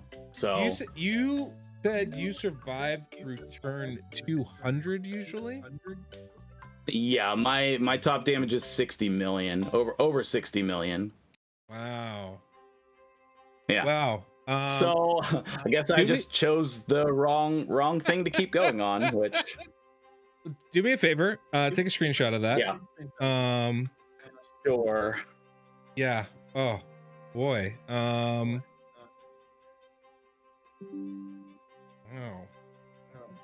Do me a favor though. Let's go ahead. I want to see this. Do this again. Get yourself into it a little faster. Just keep it going, and let's see your team work for a little bit. Because I would like to see it actually working for a little bit before we cut out here. I feel like if the team can last 200 turns, we should be able to see at least a few turns of it really working, right? Because I'll be honest, I wasn't expecting that, right? I was expecting maybe, you know, it lasts for a while, it does decent damage, you know, but maybe, you know, it'll be a challenge whether you can beat Saph or not, but not 200 I should have turns. regroup. This looks perfect. Oh my god. Oh. I'm surprised you didn't when you didn't land the provoke the first time. So it's fine if I don't land the provoke the first time. What I did the last time in the Hydra Clash was I jumped the gun on whether I should regroup or not. And so I thought that I was, you know, just overthinking it basically. So you went full extreme the other way this time. Yeah. But like it looked good though. And like one of the things, like that's the whole reason Lodric's in the team and why he's in the set that he's in. You know, I have 2 champions in Guardian because this rotation is so bad. Like I need to get through this first wave of heads and split up Wrath and Decay. And as long as I can split up Wrath and Decay, it's fine. But Blight without a cleanser and without good support is pretty rough as well. So like this combination of heads is very, very bad for me. Yeah, I mean, I can notice just with the poisons itself, especially when you add in the heal reduction, that can be pretty brutal on a team like this, especially with, and Godseeker's the only healer, really, right? You have the leech from Deacon, but that's situational at best. The great thing about this, Deacon, you have Godseeker with her kit that's healing. Everybody has Life Drinker Mastery. Lodric and Mordecai are in, Guardian to help with it, and then they heal themselves as well. Phoenix can heal himself to full whenever he has Life Drinker and has like a War Master proc, or sometimes when he's just in beast mode. But yeah, the beginning of the run is just very sketchy. The beginning of the run's very sketchy. And then once you get into it, as long as you get through this first group of heads, my lowest damage is 20 million, 23 million, 9 times out of 10. That's the lowest damage. Wow. This is why I love doing Hydra in these. So the RNG messes everybody up and makes me happy. Which maybe I shouldn't. Maybe I'm a bad person for that, but I can't help it. Leaning into my evil twin here. But yeah, you can see now how it's really starting to line up. I feel like the hardest part is obviously like controlling it, right? So it's like, once you start getting some heads low or killing some heads, so much easier to control what's happening and how to survive it when you only have like 3 your heads to deal with, as opposed to all 4. And obviously this is kind of a tough situation. You're in pretty good shape though. And you get the nice... We do have the life barrier over here, which is bad, but we do have debuffs on him. But those debuffs do not include decrease attack or block buffs, which we just got. There you go. Fenax it sounds like he's pretty clutch for this with the block buffs. Yeah, he's been very good. He's been very good. And I have to say, I love Mordecai in this faction, and I love Mordecai for Hydra, especially because you can drop that HP burn regardless of the poison cloud, kind of really making that not nearly as big of an issue overall. To be honest, Mordecai has been really kind of a letdown. Oh, really? He was not as good as I was expecting him to be, if I'm being honest. Because the whole thing, I mean... Well... just literally making me a liar on camera today. That's great. I have a screenshot of the top damage just so you know that I'm not a liar. Phenomenal. Oh, that's great. Well, hey, look, it's okay. It's all right. You got your run in. You know what you've done. Why don't you go ahead and send me that screenshot? I think I'll go ahead and try and I would love to. Please let the embarrassment stop. Hey, but this is both the joy and the problem with Hydra is this RNG factor. You never really know what you're going to get till you get into it. Even like my nightmare team that I use, it'll do 100 million.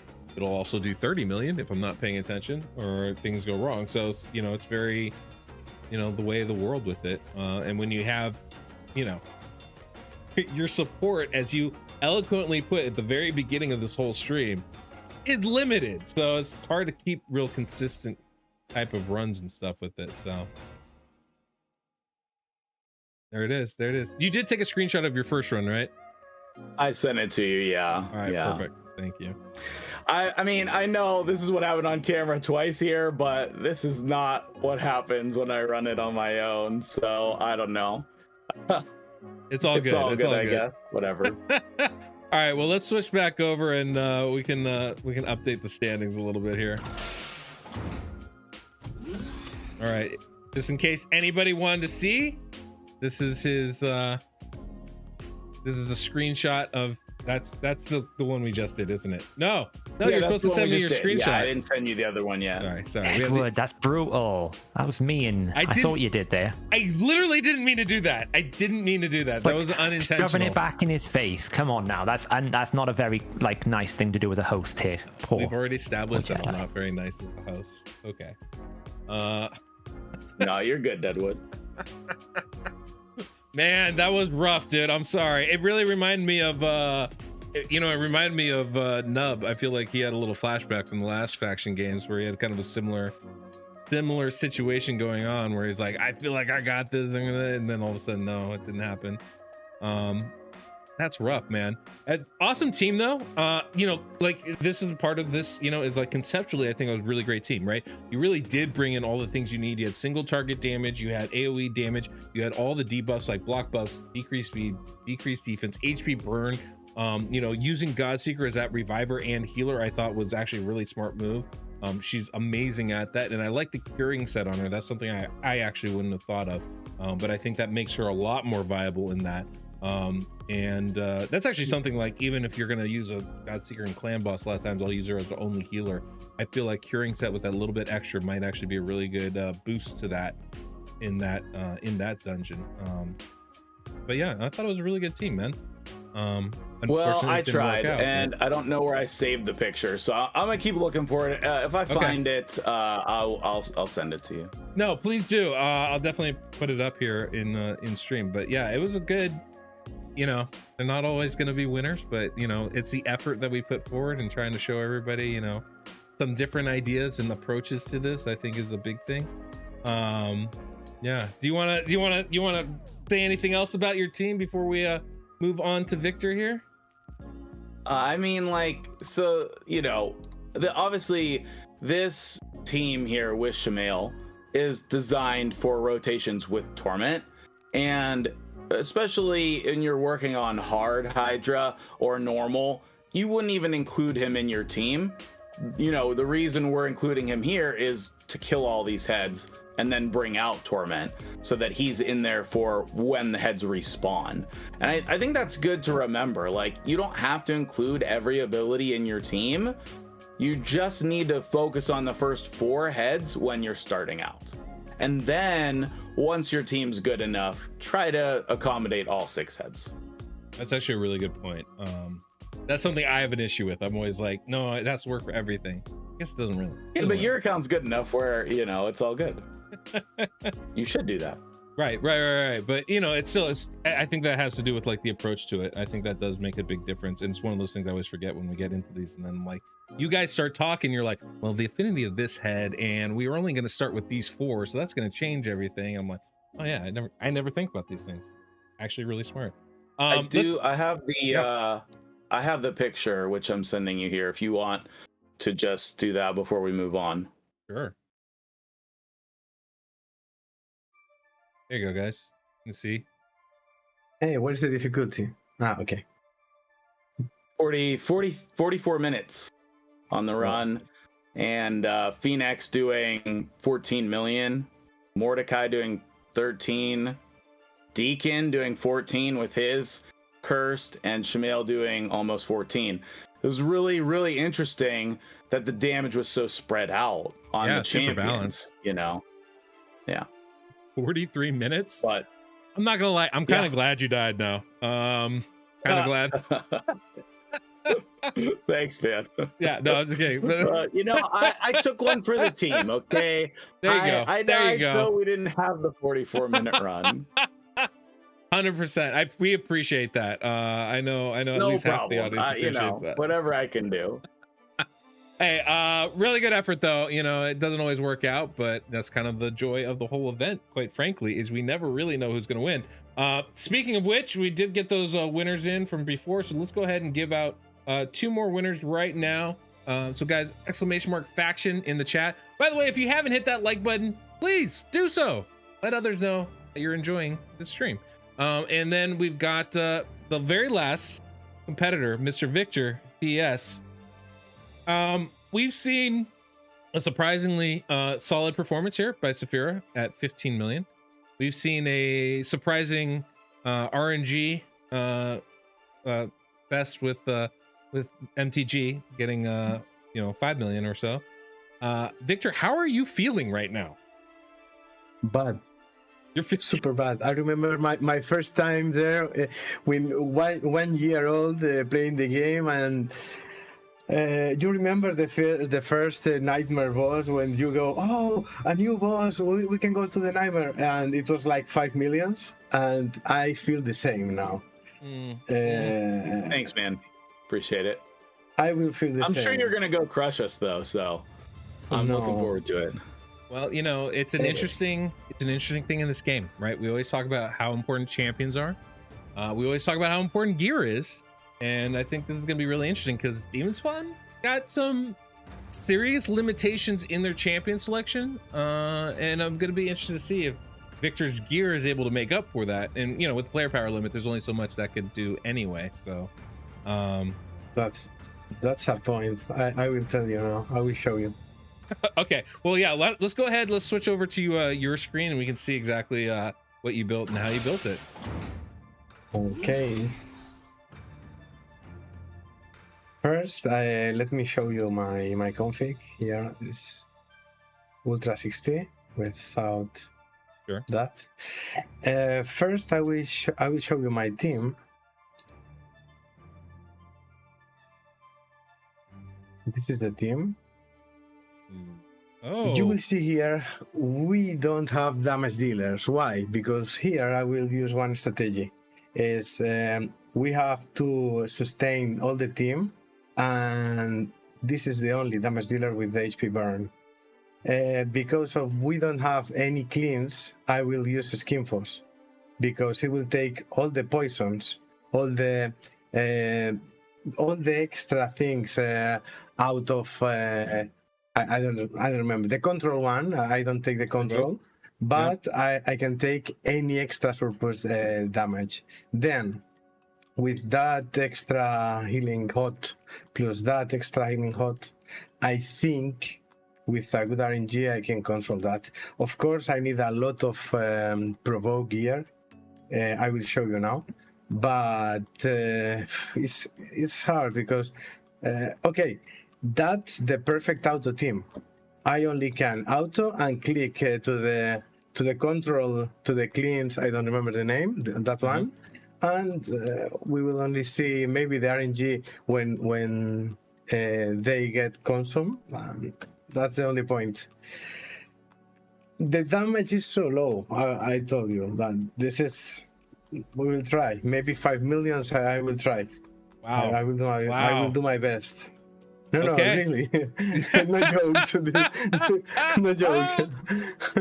Yeah. There's no chance that you do less than me. Don't even say that. No, because that works, but I did it. I did it yesterday. But to make that properly, I need to be close to 500k. Because the point here is you have all about no debuffs, then I can remove that and I can put another damage dealer, and then the damage goes super high. But with that team, it's impossible. I tried a lot of things, but this cap for that team is killer.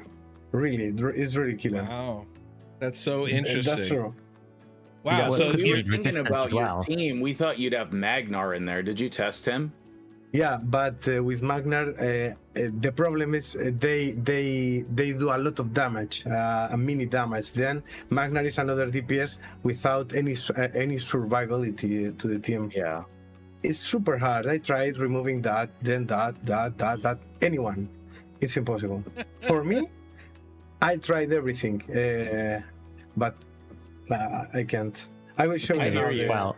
Because we have to build resistance as well. That's even worse on a player power, because obviously on dungeons, when you're doing dragon and stuff, you can't like go, okay, well, if I swap this piece, it has 10 resistance. Cool, I just saved myself 5,000 player power. But on Hydra, you need resistance, and it's almost like you're putting a multiplier on your player power by like 200%. So yeah, and I think with Magna as well, the main problem is his AoE. So like half of his damage just gets destroyed. That's it, and not only one, because when you go to the highest Hydra, you have an anchorman, only one with 500 resistance, and all is okay. But now here, if you don't have anyone with 30 and half, maybe 400 resistance, only with the dots, you will kill yourself. It's so hard. The poison head hurts most, actually. I found that the poison head, when he starts layering lit poisons, it actually is a lot of damage. Yeah, and also the control, the provoke, everything, anything in the RNG is killing you here. This is turning out better than I ever could have hoped. This is great. No, it's not funny. It's not funny. I will go to Cadaver set. Okay. Makes me laugh. First, I will show you first my damage dealer. Is that all in speed, because I really need to cycle that super fast. The problem is if you don't have RNG and one of the heads cleans everything, you have to apply that fast, ultra fast. Then I have to make 2 for 1.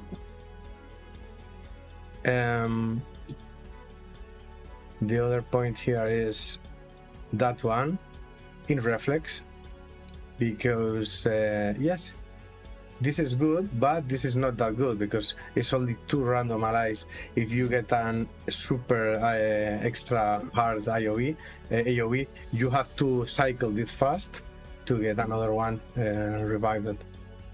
It's okay, it's standard, it's 4-2, it's okay. But and also this in 3 turns. This is my only source. No, not my only, because I have also that. But I really my life is going like that, you know. Yeah, it's hard. It's I hard. That, Yeah. 300. I tried that in Provoke. The RNG is better, but I need the speed and I also need that to decrease the damage, because this is like kind of spaghetti. You have a mixed speed set there. That's so weird. Yeah. RNG. My Siffy says. Of course. We also have Tarson in Provoke. He also have a A1. This is 35 plus the set. Maybe I can take that in the first turn. If not, it will be super hard, but we'll try. And the other one is Umbra, also in Provoke. And that's it. With that masteries to get that extra 5%. And that's it, I think. Are you using Umbrals? Are you using anything besides Umbrals A2 and A1? Are you using her A3? No. You're not, right? Oh, only the A2. Only the A2, because that with that penalty is too hard to get. Yeah, Umbral Enchantress is great for Hydra because she not only does block buffs on a 3-turn cooldown, being void at equal chance of landing on everybody, equal 100% chance to land on everybody, but she also has that provoke on the A3. The provoke though is a little bit of a poisoned apple, right? It looks good, you want to bite into it, but the problem is it locks all your other skills for like 2 turns or 3 turns or something, and so it ends up generally doing more harm than good. So that's why I was curious, because it's tempting to say, oh, I can provoke, but then of course you're locked out of your skills, so then it's like, well, now what do I do? Yeah, it's hard. And also here you have my karma, because you remember that with Ultra 6 bless. Okay, I don't have anything now. No, this is my blessings. Karma. Nothing to do here. I am a real free-to-play here in the test server. Fantastic. Okay, we'll see. I don't know about the speeds on those builds being free to play, but no, free to play with luck. You know, that last event, it was huge for the speed sets. Yeah, your Fire Knight team was really cool, by the way. Yeah. So just my understanding of it, basically you got Fellhound getting you that decreased speed and some extra healing. Are you using Fellhound's A3 with the block damage ability? No. Okay. No. That was one thing I was actually curious if you were going to try and focus the use her to focus the Mischief Head with that block buffs ability or block damage ability. And then you got Dur for the emergency revive. But the problem here is the auto, because with the auto he will always focus the leader, and it's like nothing. Then I prefer to make the decreased speed and also the extra healing, and maybe the set, but I can't do anything. I can do that. I would probably do the same. I was just curious. Yeah. Okay. All right. Let's go. Or give me 2 seconds. I need to refresh. Actually, you know what? You know what? Let's do this first. Let me get these winners out here for you guys. So Kip Rockwood, congratulations, and Rui Miguelote. Miguelote. Not Miguelote. Yeah. I should do this right. I got one of our Spanish content creators here. I might as well do the Spanish, right? Rui Miguelote, congratulations. Congrats, Miguelote. Thank you for getting that for me. Go ahead, jump on in, guys. Just remember, I need your number in the chat if you can do that ASAP. And if I don't get it here, then you're gonna have to leave it as a comment on the video. But why don't you go ahead, jump in, and let's make MTG a normal sized human being here with the rest of us just dominating on the screen. But yeah, go ahead, jump in. I'm gonna grab some coffee real quick, and I'll be back once you get this bad boy started. Good luck. You need 4.6 plus million to get silver. Please, 5 million. Not small. 5. Okay, 5. 5 is okay. 5 is okay. Yeah, good luck. First 10 turns, you got it, man. No, man. 13. You get 3 more. 13. Let's put up 13 turns. I'll be right back. Okay. Let me show you that first. The team setup. Start with that. This is the first. Start with that. It's okay, but that never, please. You want to probably make sure they definitely use their abilities, unlike me, who didn't do that. It's full auto. I will show you. That, yes, I need the order because with the first, I think the cleans, and then you put that in the enemy. This is good.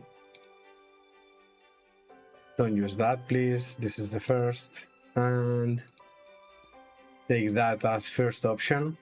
You know, like that, just please do that, not that.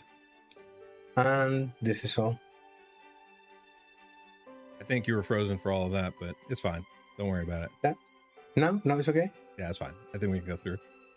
Just doing skill stuff. They can hear your words. Your words came in through. There. They just didn't see it. It's okay. Please. I only need the provoke. Only the provoke. That's what I said too. Okay.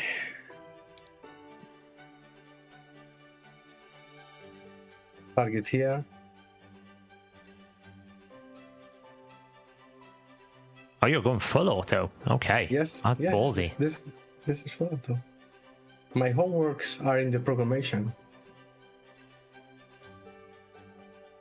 You're just relying just on the to clarify, for damage, it's right? choice, right? You're choosing to go full auto, right? I'm just saying full auto. Otherwise, people will start rioting in chat. I don't need the 13. You don't have tell me. You don't have cursed on anybody, do you? No.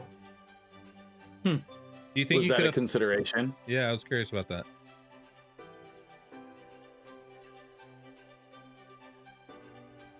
Okay, this is my RNG. Great. We'll see until turn 10, but... No, but... Let me think a little. We'll let you focus here. First few turns. Then we'll pepper you with questions. Okay, yeah, I think I will go with that. This is not optimal, but yeah, it's okay. You're good? That's what I said too. All right. I know, but... So, Victor, why did you try using a curse set? Did you think about it? Is there a reason why you don't have one? I did, but the provoke is key here. Any extra set, I put that in provoke. Gotcha. The thing is, unless you're actually doing damage, X isn't good.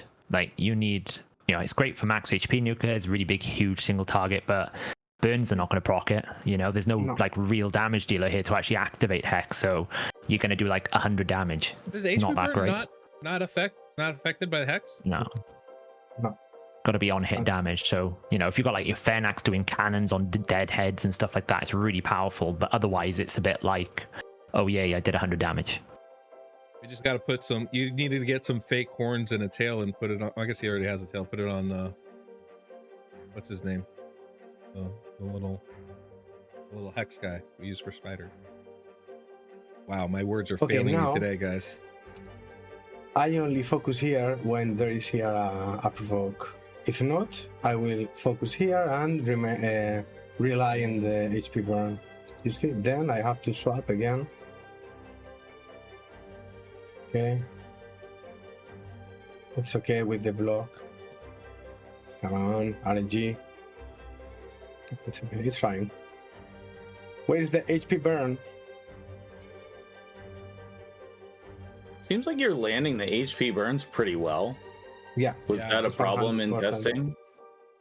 Okay. It's 100% as long as there's 4 enemies out. So Yeah. it's Oh, there has to be guaranteed. 4. Yeah. Yeah. It's random. conditional. Yeah. But there's Now I always, can swap there's always again. 4 enemies out. That's perfect, right? Yeah. Yeah. It's like this is for Hydra. It's perfect. That Wrath Head without decrease attack is always scary, isn't it? Ah, done. Okay.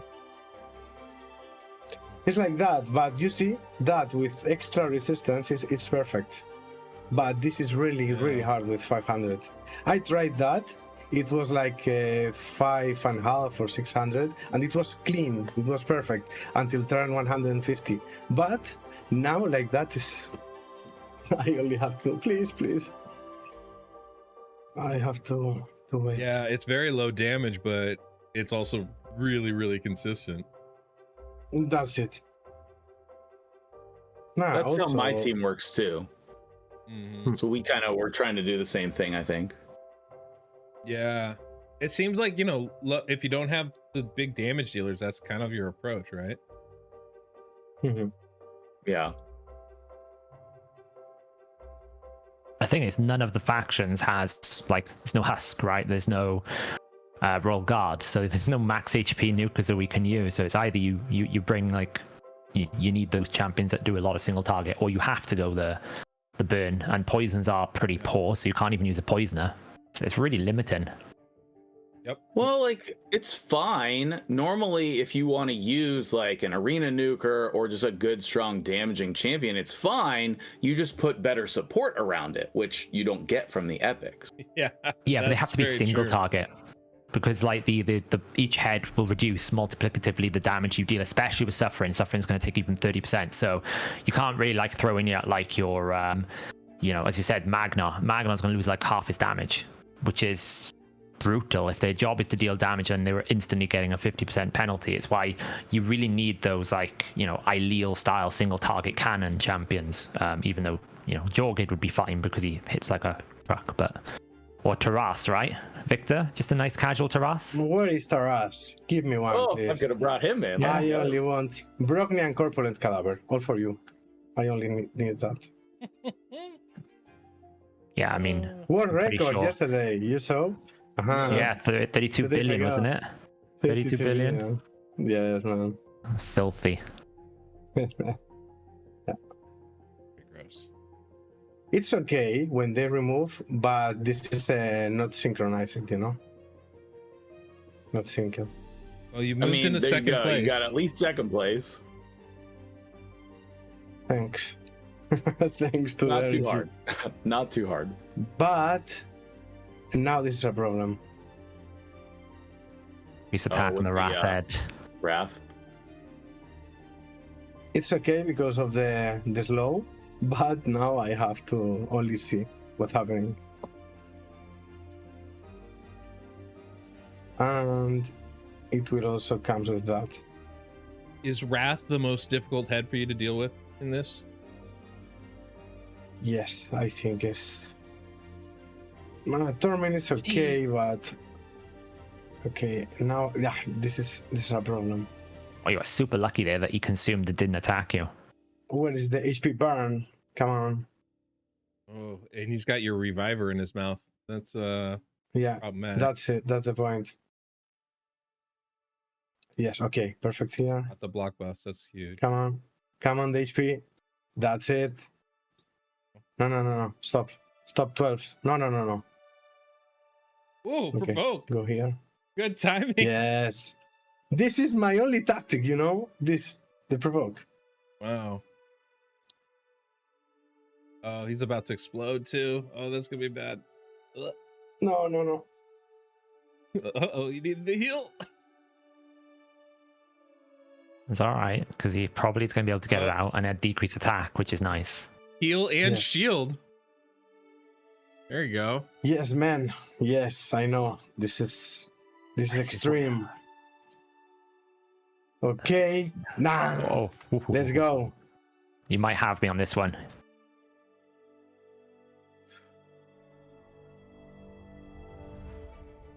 As long as you don't lose like 4 people now, you're fine. Ooh.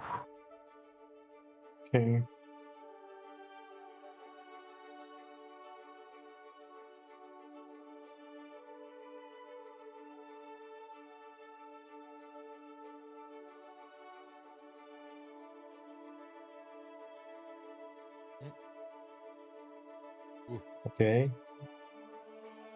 Okay. Okay. That's it. That's it. Yes. Let's go. I don't know about you guys, but like No, the tension. No, they broke. Kill.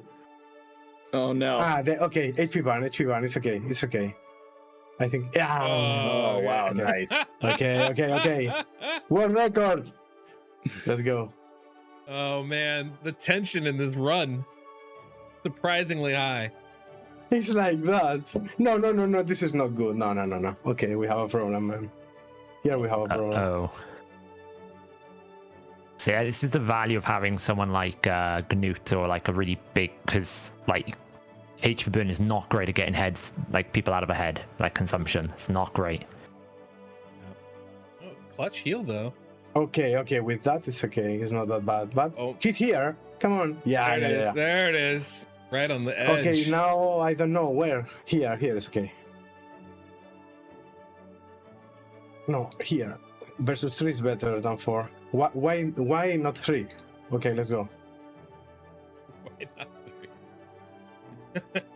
3? I would have been so worried about Shout out having Senda. that reflect rolling. But the HP burn will be a problem. But this is not dead. This is only taking a rest.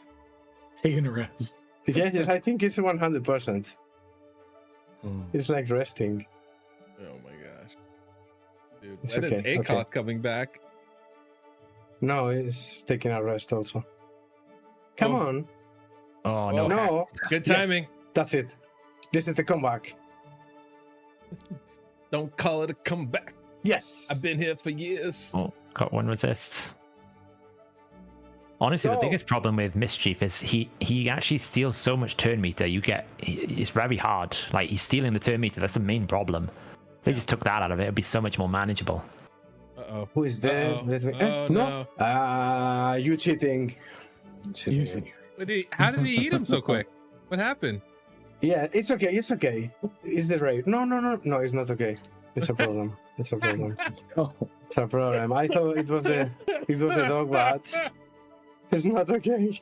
It's not okay. Not okay. It's not that good. No. Oh no. I feel like you're gonna need therapy after this run. I'm not gonna lie. Me too. Sorry for the connection, everybody. We're streaming into a stream, so it's always a little bit difficult. And Victor's doing it from further than anybody else, all the way from I think the Netherlands, out here to the west coast of the U.S. So for international stuff, makes the connection a little bit sketchy sometimes. We keep popping in between a full HD picture and 2080. So 2080. That's it. All right, well, you still got your burner. It's a bit doomed. Yeah, because we don't have Umbra now. Yeah. This is a problem. You also got the most rapid heads that consume like Suffering and Mischief. They just eat the head. The champion so fast, you just have no time to react. Yeah, the combo. Troll it though. It's a lot of damage considering like That's you just have no options. No, Damn. 2 for 1. No, extra turn. This is not fair. No, this is not really not fair. I don't like that. No. It's like Rotos, here. Yeah, I know, cheat right? code. Yeah. There's so many little things I would love to change with Hydra. Like, when a head gets decapitated, it starts at 0 turn meter. Starts with 2 turns left. Right?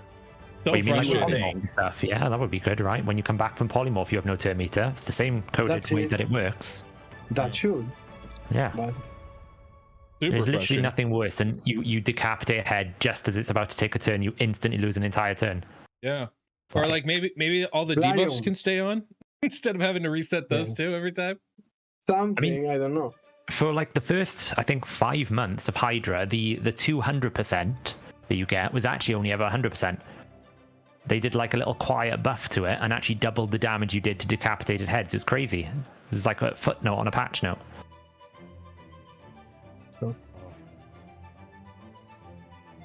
I really dislike how on Wrath, if it's stunned from the life barrier, his passive still goes off. Oh, good like- call on that. I thought he was stunned. I thought he was stunned. Is that not what stunning does? That happened to Right. me. No, you still get passives.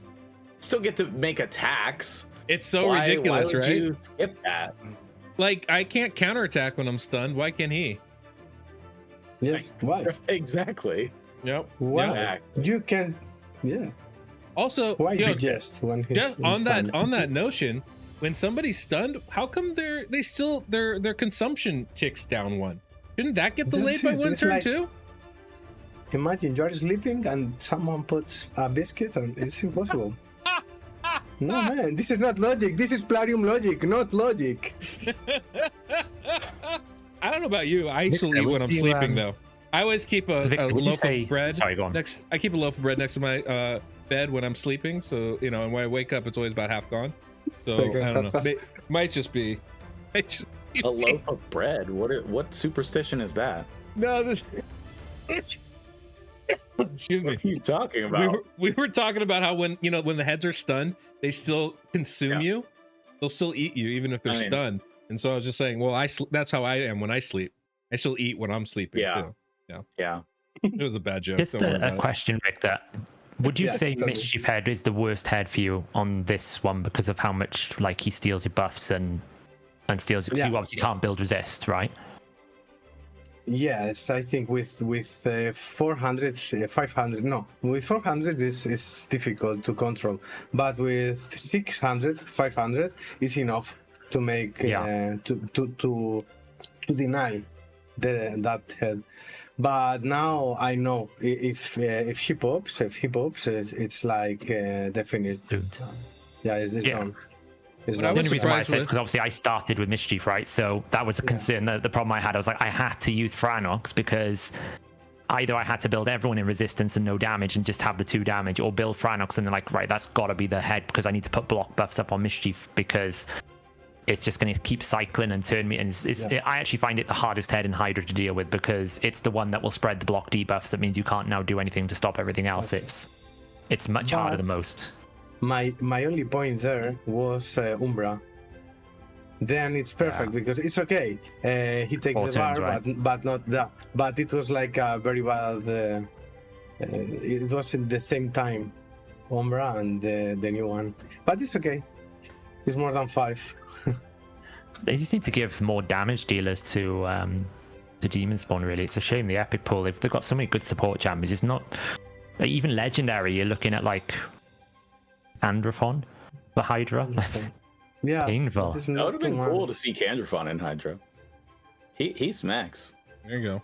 Yeah. One of the interesting things I thought about that, you were talking about the Mischief Head, Saf, but because you have Umbral, because you're able to kind of cycle those skills pretty quickly, especially at her like insane speeds, it wasn't an issue, right? You were able to go with things like Fellhound's, reflect damage and not worry about it coming back on you because you were able to keep that up, which is an interesting kind of counter where it's like, you can steal your buffs, that's okay because you're having block buffs up for the full fight.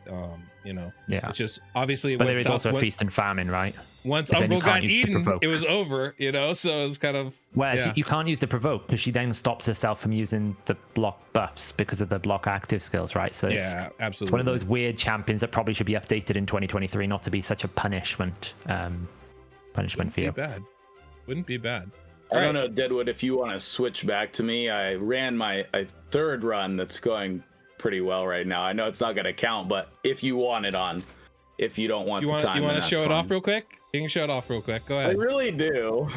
just prove it. Prove it. Man, I And love then this. we will see the sub full auto. I want to see that also. Well, you want me to run my team full auto? Yeah. I can try. I mean, it would Yeah. help if I actually made her use the A2, right? Oh boy, 32 Watch, as million. soon as you put me on, Yeah, they start dying. it'll die as soon as you put me on. No, this is normal. No. 280 hard. Jesus. The heck of a team. So we're at like 23 minutes. I just like restarted it right after, to see, because I was like, am I going crazy here or what? But we got 3 heads dead at the same time, and then hoping to proc Torment again. Torment popped up right on the second wave. This would be the 3rd wave of heads. So the team has a lot of potential, but now that we're on camera here, we're not going to get a Torment. But like we're already at 33 million, so at least you could tell that there was a lot of effort put into the team. So. No, this is fantastic. There we go. Yeah. Well, yeah, obviously, like that's a hell of a team. It's I mean, what can we say? This is a team that was gold ability, gold talent, but just couldn't pull it together in the finals. Just kind of fell short. Unlucky. Yeah, man. Just I feel like the pressure got to him. Fenax got a little intimidated. He's like, I gotta. He's trying to step up to whisper level, and he just can't do it. And he's just like, oh god, what do I do? Mordecai. I will say, on a decapitated head, Fenax can put up hundreds of thousands of damage. It's really, really crazy what he can do with his A1. 100%. Hard. I was actually surprised when you were running it the first on your run. I didn't say anything because obviously you were running your team, that you were actually using his A3 when I would have actually used his A1 and only used his A3 when I needed the decreased defense for the dead head, right? Because his A1 just does so much more damage. Yeah. Well, it's auto, so you got to either have it on or off. Oh no, when you were setting it up, you were using A3. Oh yeah. I like the decreased speed specifically in that one case, but normally, you would want to decrease speed wherever, whenever. The A1 most of the time is very good. All right. Going to switch back here to the overall view because we do have the standings up, guys, and I think it's worth congratulating our gold place finisher here, Mr. Saphyra. Congratulations on your gold place finish, 15,000,043 damage. Quite well done, I would say. Then we got. I would say I'd say 12 runs, and the most I ever got was 9 million. So I don't know what happened. Like, this is why I love this You can go event. again. This is You why I can love go this event. again if you want. You can change your run. Yeah, we'll allow it, right? all right. Hey, I on the other hand tested 5 million times, and that's the lowest damage I ever got. So it happens. I guess that's Hydra in a nutshell, right? You That's did it Hydra. like you actually went loads, and then I just like, okay, well, this is just. In my head, I was literally like, this is just going to be a disaster because I'm going to get the poison cloud, and it's all going to go wrong. So I was just like, I'll just give it a go. So I guess. Yep. RNG. I love it. I love it. I don't think I can get 15 million again. So that's my point. So Saphyra comes in with gold at 15 million. We've got at silver VictorTES 12.2 million. Congratulations for you, sir. Good job. I thought it was an excellent team considering there's no damage in your squad, very little in the faction, and you elected not to bring any of it in with you. So I thought that was a very an interesting approach, but also it proved to be fairly successful for you. And then coming in third with just the worst kind of luck, Mr. MTGJedi. Look, as a fellow Jedi, I was rooting for you. I said, may the force be with you, but we both know the force is a balancing effect, right? So apparently there's some great bits of good happening somewhere else in the world right now. We had to balance it with some bad luck for you. That's just all it means, all it comes down to. So, but you had a heck of a team. We saw easily the best team out of all the teams, even if it didn't produce when it came down to it. Actually, before we say that, Victor, what was your top score in testing? 9 million. Oh, okay. So we got No, personal. was your best 12. run, man. I had one at the start of the stream.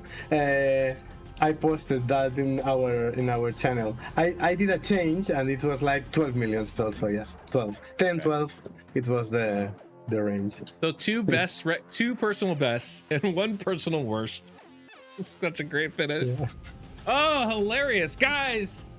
This has been very close. Obviously, excellent work from all the competitors. I'm super happy with you guys, and really appreciative of you all, taking the time to do this.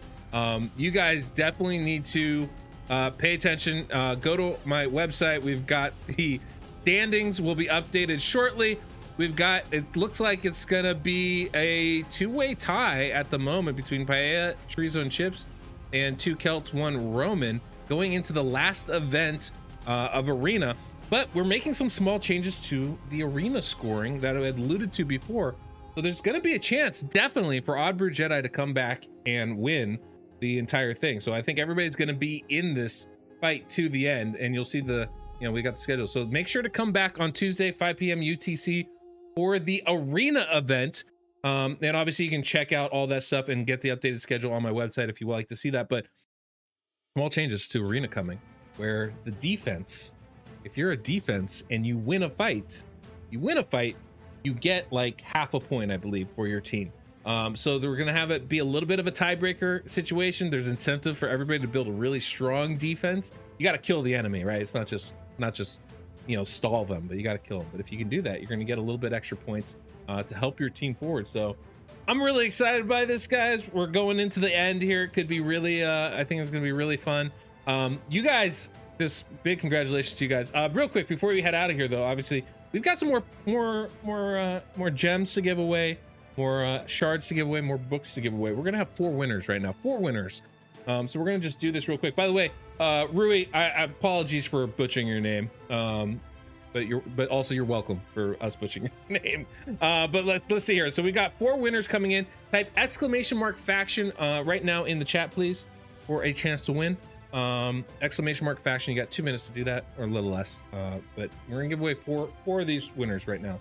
But yeah, guys, great job. Honestly, I think Hydra is probably the hardest out of all of these to do. Arena is probably going to be the most competitive, simply because there's less champions to work with, right? We all kind of know what we're doing. You're going to have a bigger player power per champion budget than anything else, so that helps to kind of, I think, bring the teams a little bit closer as far as their effectiveness. But Hydra's tough. You got so many variables going on, so many different skills that you need to bring in. So you really have to kind of like dive into the entire faction to find what you need to do. And obviously the builds are hard, because resistance is a massive part of Hydra, and it's also the biggest player power point sink that there is. So it was very interesting to watch. We had the Church of Whisper with the we're gonna build a couple damage dealers and try to keep them alive and focus on that. We had 2 different HP burn kind of combinations here, and trying to find ways to keep them alive was really interesting as well, and a bit of a challenge. You get to see that, when we have, we had some continuous heals on the demon spawn side with both, Fellhound and Dur, and between them, they were kind of able to heal everybody up and revive when needed. On the other side, we had basically Godseeker doing the healing by herself, which is really challenging when you're stuck on one person, because all it takes is one mistake, one person to get eaten the wrong time, one heal reduction thing, and all of a sudden you're really in trouble. And I don't think there was only one single target cleanser also makes it really tough, right? So that's a hard one, I think, really there. And obviously we saw the result of that with the wipe, which is too bad, because that team had easily the most potential out of all of these squads, which I find fascinating. But that's the whole point of the faction games. Because it comes down to the competition, see what happens. I don't know if you guys have any last thoughts about the games themselves, this competition in particular. Maybe Victor, you have something you wanna toss in here before we head on out? We are enjoying that super, and now with Arena I think we will see all our strategy, and it's perfect because it's great. I think a tie to the final test is good. Yep. Yeah. Yep. I'm excited to make an interesting. arena defense. I think that's the coolest part, is that everybody gets to participate in arena. It is. I enjoyed that last time. I did that myself, right? I built a Skinwalker arena defense just as a surprise because good. it sounded like fun, and it was a lot of fun. I actually won a couple fights, so it was definitely an enjoyable experience to be able to do that. Now, me and Saphyra actually have to get together. You know, obviously, it's a challenge with this because there's only so many content creators in the tier 3 with access to test server. And it's been, it's one of those things where I don't really want to reach too far outside that, but Saphyra kind of stepped up for this because we have so many content creators, and he's using his own account, not on the test server. But obviously building an arena defense is going to be a challenge. So he's actually going to be, we're going to build it basically on my account. So I'll be. Let's see how bad your gear is, right? That's what we're going to look at. We'll see how bad my gear is, but I do have a 6-star blessing on my Whisper, so there is that for you. So you can take that. Whisper with won't be going into there. We can't bring Whisper into the sacrilege that is the arena meta right now coming out. There are better options than Night Revs. It's not that we're not going with the church. We're not going with the church, guys. No. The church is going to send the acolytes out for the arena. Okay. Right. So there is a couple of like secret weapons in the Night Revenant faction for an epic that is going to catch people off guard. I've already got some ideas. Awesome. Well, that's something we definitely need to find time to talk about today or tomorrow and really lock that in. Real quick before we continue, guys, I just want to say big congratulations to Crystal Welker, Zach C, Fredo, and Witcher G. All you guys won 200 gems, an epic book, and an ancient shard. Please put in your UM number in the chat and do it ASAP, because as soon as we cut off, I don't really get those anymore. Then you have to leave a comment on the video. And that's usually how someone doesn't get the rewards. And I want you guys to get your rewards, so make sure to do that. But yeah, anything else, guys? I'm really excited about building that arena defense team. I do have some surprises coming for arena. That's going to be fun for these guys as well. But yeah, any thoughts about that? Like, I know you're kind of excited about that. Any last thoughts about Hydra? You guys can kind of talk about whatever. We're on turn 181 over here, so I'll probably record that after the stream's over. Perfect. Yeah. In case people want to see it. So check out MTG's channel to see if you really want to see him break down his Hydra team. I kind of want to see him break down. We're about to have all 4 heads killed at the same time on turn 182. So that's nuts, man. Congratulations on that. I'm so salty. I need a shower. Oh man, MTG took a dip in the ocean today with this one. Salty all over. It reminds me actually, last time Nubs got this, right? Last year faction games, I remember watching the Hydra, and I at the time I was like, oh, this is going to be rough. You don't have many like free regroups, and it only takes. I actually don't know if they had like a free regroup on last year. I know there was something about it. Yeah, but I remember Nub got like the worst RNG, and everyone's like, oh, Nub Raids has got this, the king of Hydra, he knows everything, all the rest, and then he just got absolutely the worst luck in the world, and he came last. And I was like, I feel sorry for him, because it's not a reflection of your team sometimes. That's the biggest takeaway with Hydra. You can have the best team in the world, and then you get like a holy trinity of bad luck, and it's like the team is the worst team in the world, and it's the only game, is probably the only part of the game really that punishes you so bad for bad RNG. You know, obviously you get it in arena a bit, but you can mitigate it. You can't really do anything with Hydra, so it is what it is. It's why to some extent when we were saying, oh, we're going to auto, I was like, oh my god, I don't even know how I can do this. Why it literally caught me off guard so much, because I was like, I've never autoed Hydra in my entire life, so I'm like, I don't even know how. And this is why I like it, because you get randomness. Yeah, so you never really know. This is why I last time it was our last event, so you really wouldn't know who was going to end up winning regardless of what faction you thought was going to be strongest, because it can go so many different ways. But obviously this time we're going to end with arena, because it was my favorite event last time, and hopefully it'll be my favorite event this time too. It's a lot of fun. But anyway, guys, thank you guys, all you, so much for being a part of this. I really can't say anything else. Hey, Art Cheesy, thank you so much for that donation, man. I appreciate that. Big shout out. I love doing these events. I'm happy to do these. I'm glad you guys are just enjoying it and come by. Please. I have to say this, guys. One of the reasons why we're always like, hey, don't forget to subscribe. Hey, don't forget to hit that like button, is it's worth it for us if you guys watch it. But it's only worth it for us if you guys watch it. And when you do things like subscribe, when you do things like hit that like button, it shows us very clearly that this is worth it to do, and it also spreads it out so other people can find it, making it more worth to do it. I would love to do these things more and more often, but obviously, you know, getting that feedback from you guys in distinct views, likes, comments on the videos means a lot. That's why we all do that every time with our videos. Speaking of which, take a moment. I'm not gonna pimp myself right now. I'm actually gonna pimp these guys because they put in a heck of a lot of time, work, and effort. You guys saw the result of that with all their teams. Make sure to go subscribe to them. I have them linked down below in the comment of all in the description of all of these videos, right? They put in so much effort. You can actually go on my website. I totally forgot to pimp that out. You can go on my website and you can see all the different competitors here.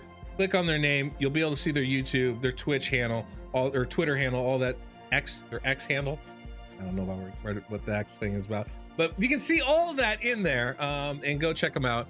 You can find the standings, obviously the schedule and all that stuff. So anyway, guys, I just want to say a big thank you to you guys for coming out, being a part of this. We're gonna have more rewards to give away on Tuesday. I'm super excited for Arena. So make sure to come by for that one. Be prompt. It's gonna be a lot of fun, I think. Guys, thanks again for doing this. You guys were awesome. I think that's all we got. You guys, any last words, or should we? Did you say Arena's Tuesday or Monday? Monday. What day is today? Today's Saturday? It's Saturday. Sorry, Monday. Come by Monday. It is Saturday. See, I thought it was Monday. Thank you so much. This is why you go to the website. This is why you check out the schedule there, because it's written down and you don't have to listen to me try to remember stuff off the top of my head. It says it right here, Monday, September 18th, 5 p.m. UTC. Obviously, that's when it is. That's all me. That's all my brain. You know, it's a little cracked right now. Don't mind me. 2 weeks of doing these things. That's back. It'll crack anybody. Thank you. I appreciate that. Appreciate you guys. This is why they're amazing. You know, make sure to go follow them, guys. Love you all. And nothing else. I'm done. Guys, thank you so much for stopping by. Till next we meet, the Deadwood Jedi.